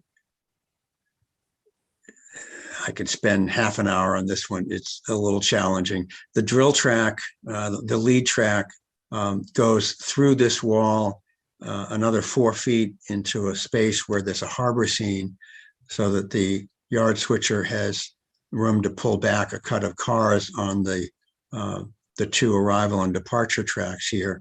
They're not real long, but Portland wasn't as big as Boston, so it wouldn't have as much. You got 4 sub tracks for classification purposes. You've got an ice house, a caboose track, an engine shed, and the roundhouse. And I could use this as a repair track. But there's not much room on this end for an engine to be able to uncouple from the train, come down onto this dead end siding, because there's a river that runs through here. There's just enough room for a 462 steam engine to be able to back in here and pull down and get to the turntable. If we had more time, I'd love to throw this one out for questions for people. If you had this space, what would you do to redesign it, keeping those 10 commandments in mind? I'd also change the angle of these curves. They're a little too tight for some of what I like to do. I don't run big boys on my layout, because no way would those make around those curves. And these are the 2 pictures of that yard on the main level. Water tower. Haven't decided yet whether I'm going to put coaling facility there, or whether it'll just be a post steam era yard.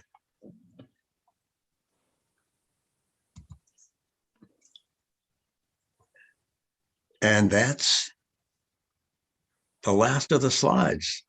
Time for a little Q&A if people have some questions or want me to go back over any of the earlier slides. I appreciate the chance to share my love of the hobby and the fun I had doing a little more research on how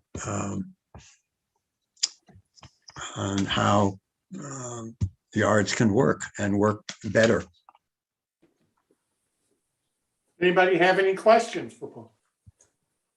I have a question. Last week when you were talking, you were showing some of the different tracks coming into the yard, and you mentioned names for them.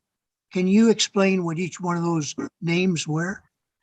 Sure. Like a drill track and things like that. Yeah, and please, guys, if some of you who actually work railroads know that I'm using the wrong term, by all means, please let me know. If you want, I'll pull up the picture of my yard. Let me go back up to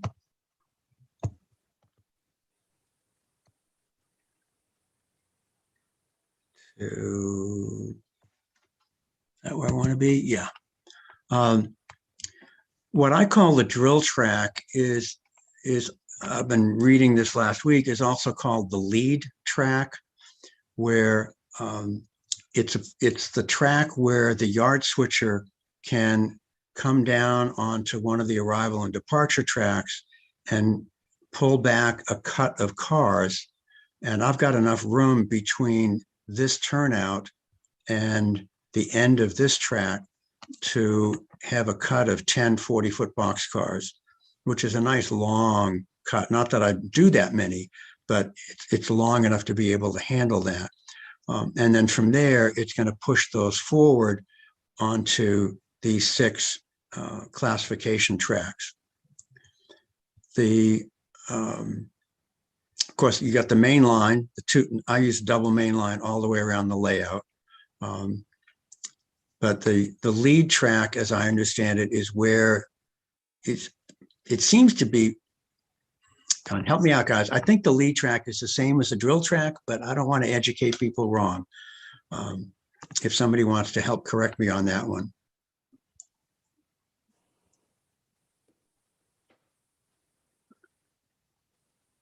I hear silence. Seems like you're good to go. Okay. Ice house for adding ice and salt to box cars that need to keep things cold.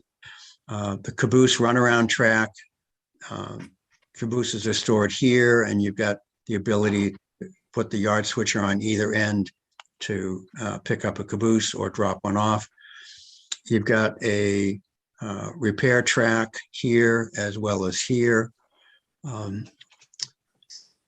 The ash dump here for steam engines that need to get rid of the residual ashes from burning the coal, that's here. And this track can be used to pick up the ashes into a gondola. The outbound engine is going to use this track to get water and coal if it's a steam engine. And this track would be used to provide coal to be brought up into the top of the tower.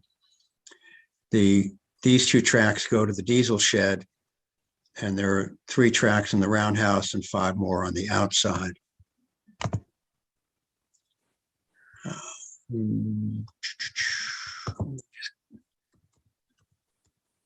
There we go, that one. Then on the other end, you've got the 3 arrival and departure tracks, the 2 main lines. And I had the 2 main lines drop down maybe an inch from this level because I wanted some more 3D quality to this whole section of the layout. And the classification tracks, starting with this one, I'll go downhill towards Boston so that there's a little bit of a drop there, again, adding a little more 3D quality to it. There's a runaround track back here so that if the yard switcher is picking up a box car from the ice house, it's going to pull it back and drop it here, uncouple, come around the runaround track and pick it back up and pull it up so that it can put it onto the train. I think those were the main terms that I was using. Are there others that I haven't covered to answer your question? No, that's quite thorough. Okay. I wasn't quick enough on the mute button, but yeah, yard lead is what we always called it. Okay, yard lead. Yeah. All right. I don't know where the term drill track came from. I know I heard it from one of the modelers here in town. Do any of you know if that is a term that is used for some of that, or did yard lead replace that? Yeah, I'm not sure. Like I say, we always called it a yard lead. Okay. I'd never heard it called a drill track before, but could be a rail fan term, could be something, and maybe the East Coast guys called it something different. Who knows? Yeah, I did a little Wikipedia search for that and couldn't find it defined anywhere. So I'll have to ask around when our guys get together next Tuesday and see if anybody can help me with that one. I was kind of like, I always heard angle bars called fish plates in some areas of the country. And I thought, fish plates? Now that's interesting. Gotcha. Anybody else have any questions?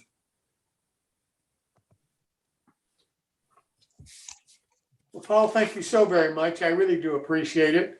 And look forward to your next presentation when you get ready. All right. Sounds Thank good. you. I've enjoyed it, fellas. Be well, stay well.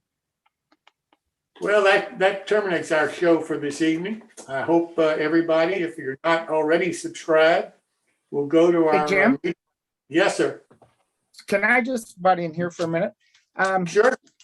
As a manufacturer of all scales, I just made a couple little numbers, and we are about 50% HO, and we are about 20% N scale, 20% O scale, and about 10% S scale. And something that had no mention tonight that is up and coming is NN3.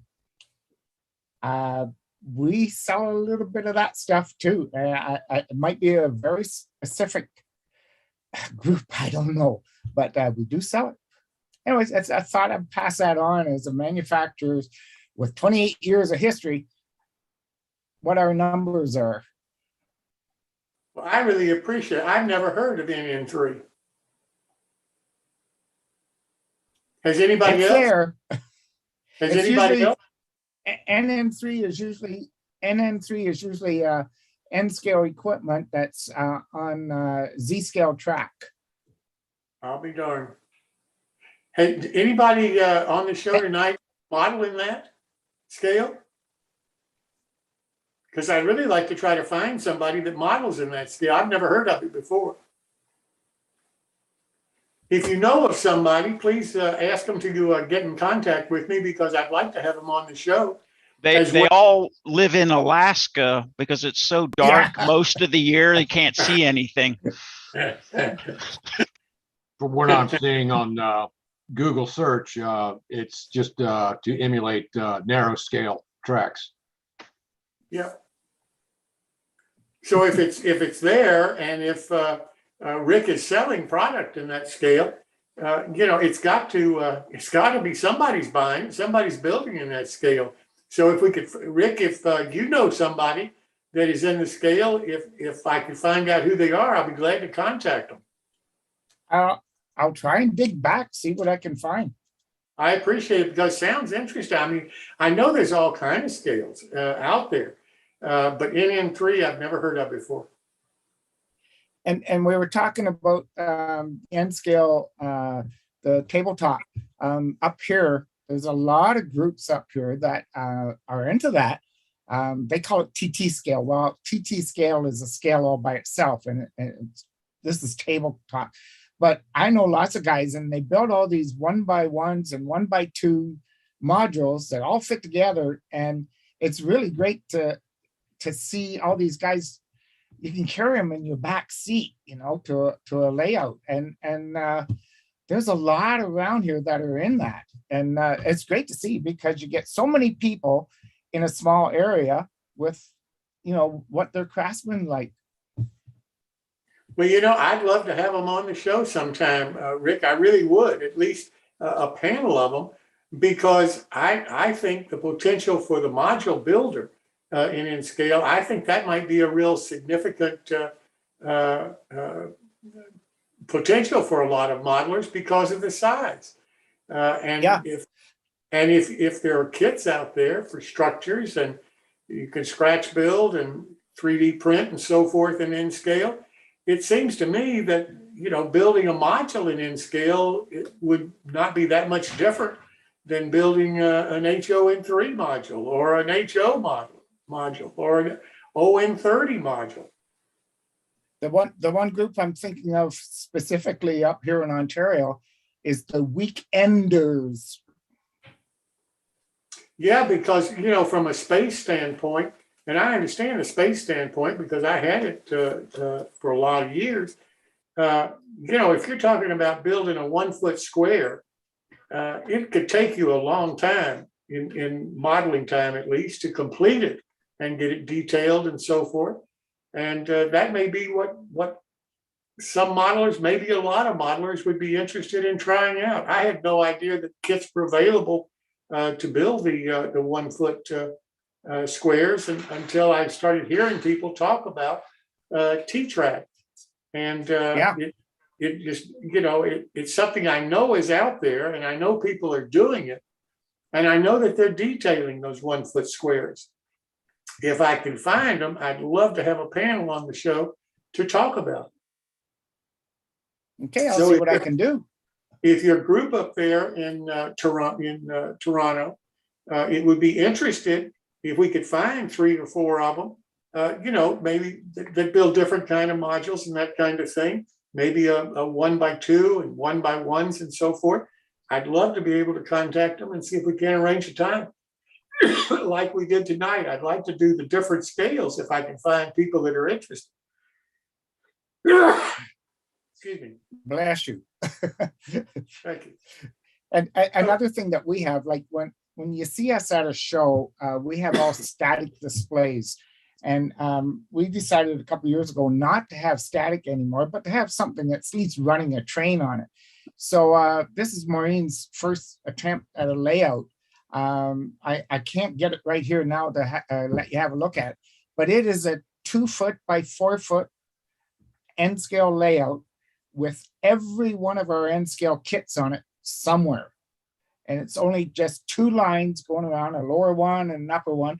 Of course, with bridges, it's a lot of bridges, but Maureen's really got into doing the scenery of rocks and so on. And someday I can give you a quick little video or something on that. All right, if you want to, you could do it next week, because I can include it right after or right before your build along. I think I'm kind of busy next week for Wednesday night. Okay, I gotcha. Well, I hope for you're the not build along. Yeah, well, I hope you get the build along going, but when you get it, I would love to see it. Okay, great. Thank you. So, if you're not a subscriber yet, I hope you'll go to our website, newtracksmodeling.com, and subscribe. You'll get an email in the mail. And if you'll confirm it by answering that email, then you'll get all of the future logins for all of our other shows. We have about 650 emails that I'm told that we send out each week already. And we would welcome more people to join us. In addition to that, you can subscribe to our YouTube channel, New Tracks Modeling, and you'll get a notice about an hour before all of our future shows. So either way, you can be a part of our shows and view them. You can also see the YouTube video on our channel, New Tracks Modeling, after the show. I think we have around 550 now videos of the various new track shows that we've had in the past. So I hope you'll do one or the other of those subscriptions, or do them both. So that's it tonight. And I really appreciate you coming. I hope you'll come again next week. And I'm going to stop this part of the show and go to our after show. Now, normally I would introduce Clark Cooning, MMR, to do the after show, but Clark is traveling. I don't know whether they're going to let him back into Canada, but he's in the US right now. So I wish him the best of health during his trip and the best of luck getting back to Canada, his home. So with that said, let's start the after show, and we can talk about whatever is on the minds of anybody that's viewing right now. So what would you like to talk about?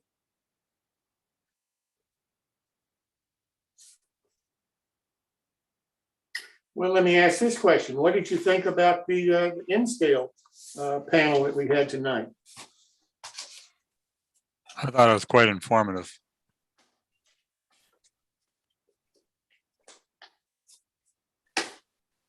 And very well done. It was, like you, Jim, I started with a layout in N scale back in 73. And I was in an apartment, our first apartment when I was first married, but I soon moved away from it. Got a book, got a plan out of a book, followed it. And I really think actually it was probably a pretty good little layout, but I was so new. It was all brand new track on it and everything. And I put a feeder to every piece of rail, but I never cleaned the track because I thought this is brand new track. It doesn't have to be cleaned. I didn't know about oxidation and stuff. So I was rather disappointed with it. Of course, the engines were poor engines, but anyway, I moved on.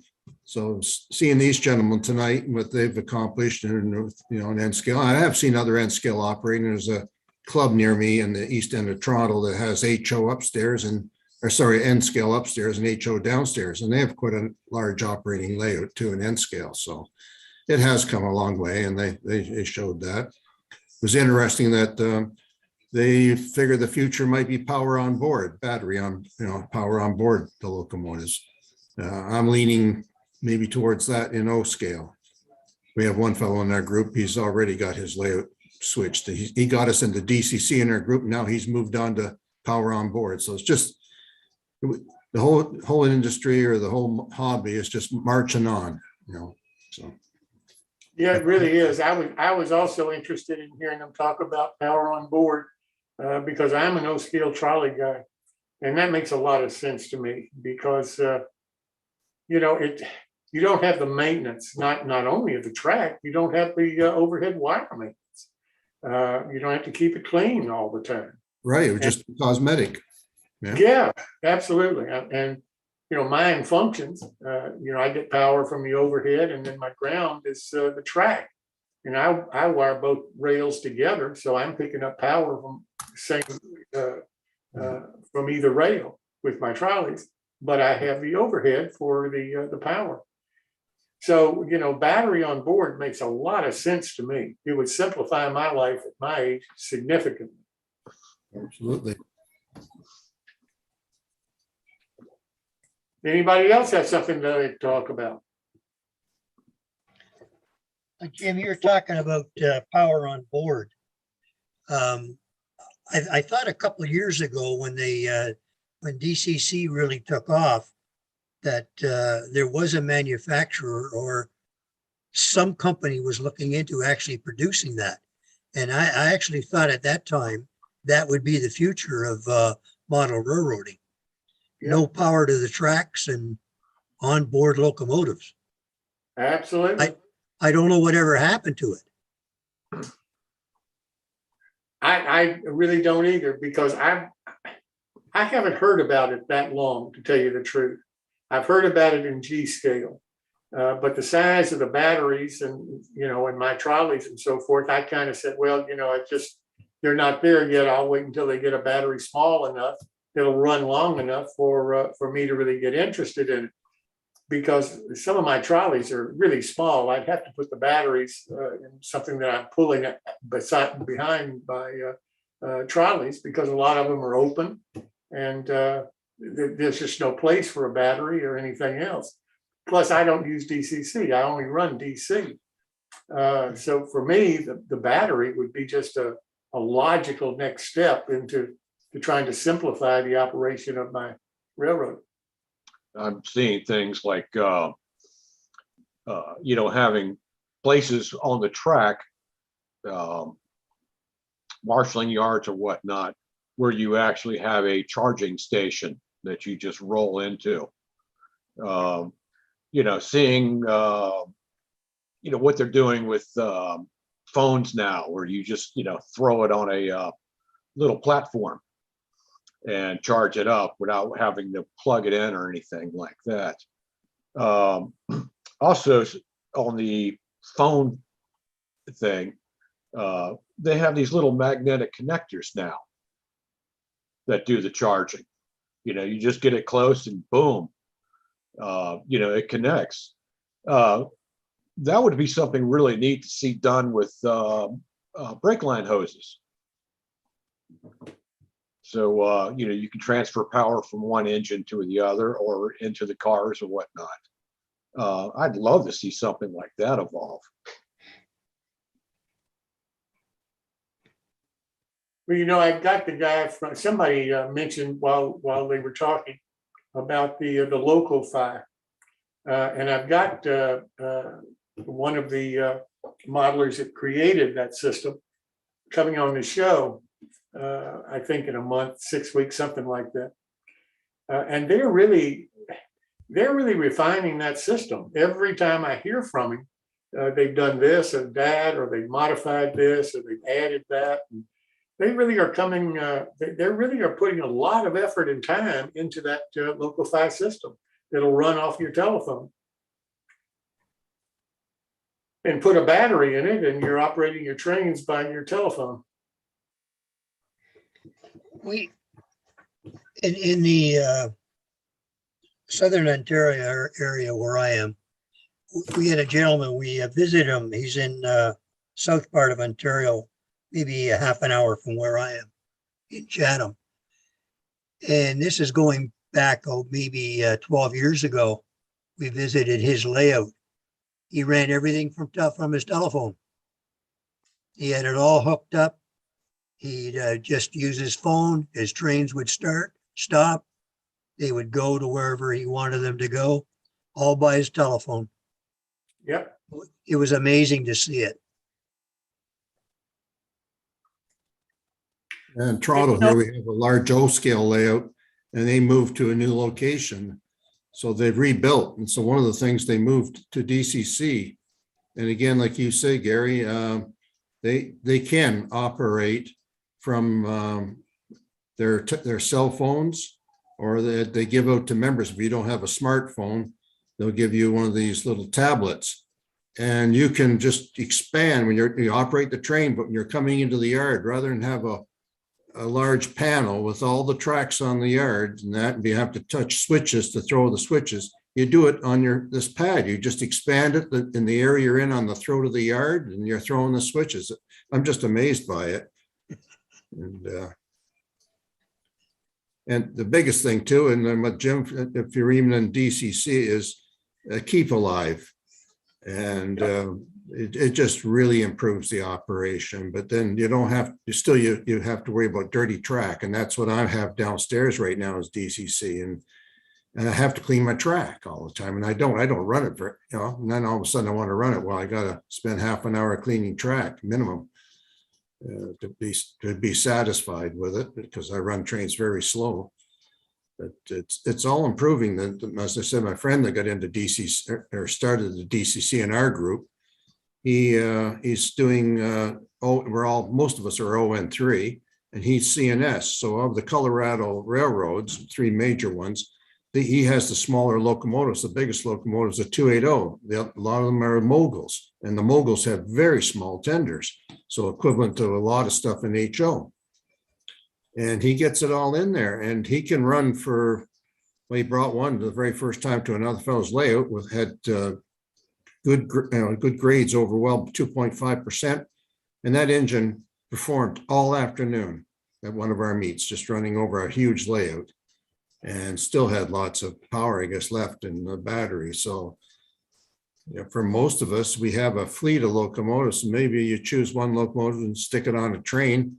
It may have to only run 20 minutes, or maybe an hour with some switching, and then you pick up another train with another locomotive. So that's you don't have to look at something that's going to run all day or for the whole week without charging. And actually, I've got some downstairs I haven't charged for a year, and I can go down, run the little wand over, it turns them on, magnets, and they go. It's just, it amazes me. But in say 5-10 years from now, I think the size of the batteries are going to be so much different. Oh, yeah. And no telling what the technology will be by then. So I agree with the N-scalers. To me, that's the future. I may be crazy, but to me, that's the future. Well, what the next stage of batteries? What, solid state now, isn't it? Well, I don't know. I haven't heard anybody talk about that. I think that's what they're pushing. May well be. May well be. And I think really it's up to, again, one of the people on the panel talked about the NMAA developing this LCC. I thought he had a good point. If the NMRA had spent as much effort dealing with battery power, I think it might be further along and further accepted today than it is, because a lot of people haven't really heard of it, haven't really looked at it, or if they have heard of it, they haven't really gone into really looking at the manufacturers and talking to them and seeing if it would work for them. Well, nanographene. I don't know if you all ever heard of that. This is highly experimental, but they are working on this is like graphene, like in your pencil, but it's like one atom thick, and it's structurally very sound and whatnot. But they're also scientists are looking into using it as a energy storage technology.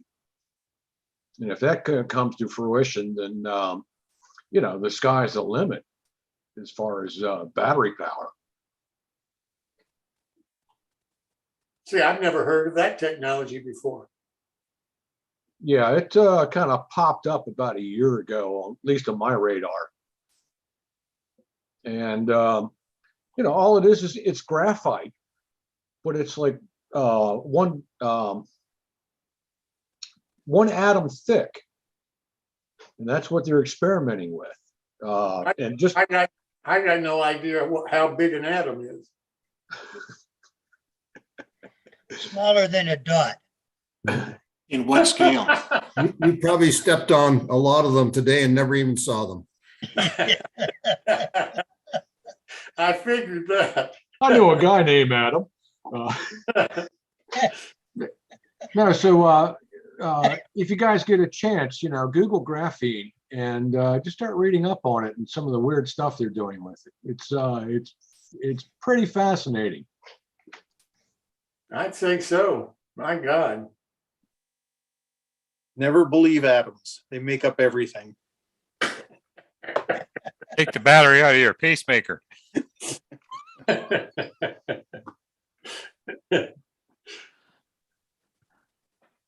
I think with our industry, it started battery, power on board for out in the garden railroads. And that has been around, and so those people just concentrated on units for in the large locomotives. They didn't think of, us wanting to have it in the house, and especially like HO and smaller scales. So nobody worked on that, I would assume. And so it's probably held it back to some degree, but we are really forging ahead with, with all the electronics that's been introduced. Well, that's where I heard about it, from the G Stalers. Mm-hmm. Because they've been using that in radio control, gosh, for years. That's right. And fellows like David Woodhead, I've been over and he was, on a budget, but a lot of those fellows, but they would get creative. They would be buying their batteries, little batteries that are used for power tools at Home Depot, and using those large, he says it's relatively inexpensive, especially when it always seems whenever a drill is out for about 5 years, try to find a battery now that it works for that. Yep. So you're right. Eric, I've enjoyed looking at your fish tank all night. I haven't seen any animals in there or fish, but I love the planted tank. Keep the fish in there to keep the plants alive. Can't see the fish. They're mostly tetras, and you see the orange blurb in the middle of the tree. Let's see. That's a Paclostibus right there. Yeah, I see it. Okay. And he just eats algae and hangs out. Right. About once a week, my wife will come down and say, "Is he dead?" Well, I kept thinking I'd see a school of tetras, but I haven't seen anything in there, but it certainly is a well-planted tank. It's beautiful. Yeah. I've had this thing running constantly through 3 moves now, since 1989. Good grief. And the scratches on the glass will testify to that. And no leaks? No leaks. Excellent.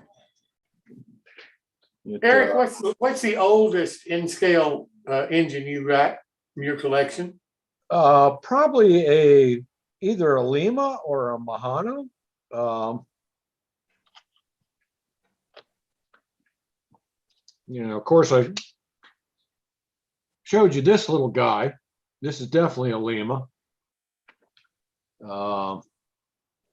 Oh yeah, I've got to bring this one out. You guys remember? Let's see. I'm sorry, I'm trying to play with the. You remember the round motor in the front, single drive? Yeah. This is like an early Atlas. Those are, totally fun, non-repairable engines. If I ever get a hold of an old sewing machine or whatnot, I may try to rig it up to redo the wiring on some motors.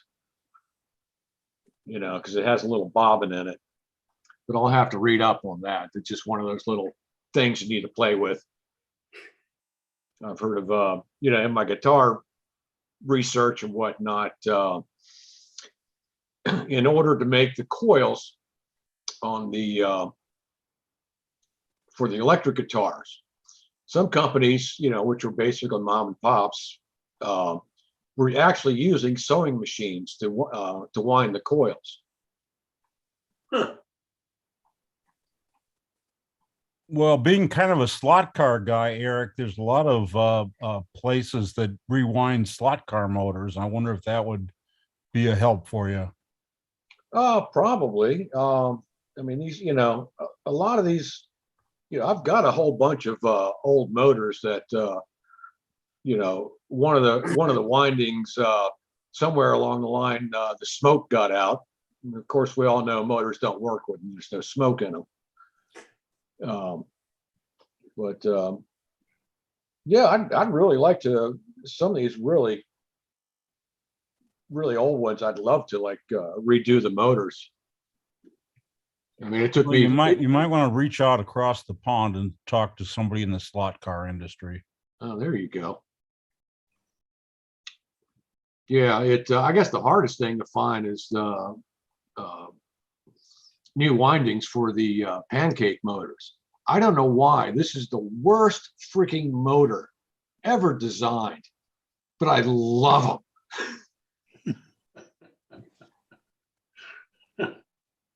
You know, because it's just something that just shouldn't work, and they do. Not well, but they do. Kind of reminiscent of the Wankel. Yeah. Great idea on paper. Well, Pat, if you want to stop the recording on YouTube now, then we can continue this as long as anybody wants to keep talking, but we just won't be recording. There you go. Thanks, Pat. Well, I'm going to excuse myself for the evening and go get some much needed shut eye. I have to help my youngest son move to a more expensive apartment tomorrow. Well, you'll need all your strength. Yes, definitely. Lots of painkillers. Good Thanks night, again. all. Been a great Thanks. pleasure, Jim. Thank you for having me on board. I loved it. Thank you. Good night. And I'm really serious. I'd like to do what we did tonight with this panel on N scale. I'd like to do it with other scales. TT scale. I'd love to have people that model in that come on, and we could create a panel to find out about that scale.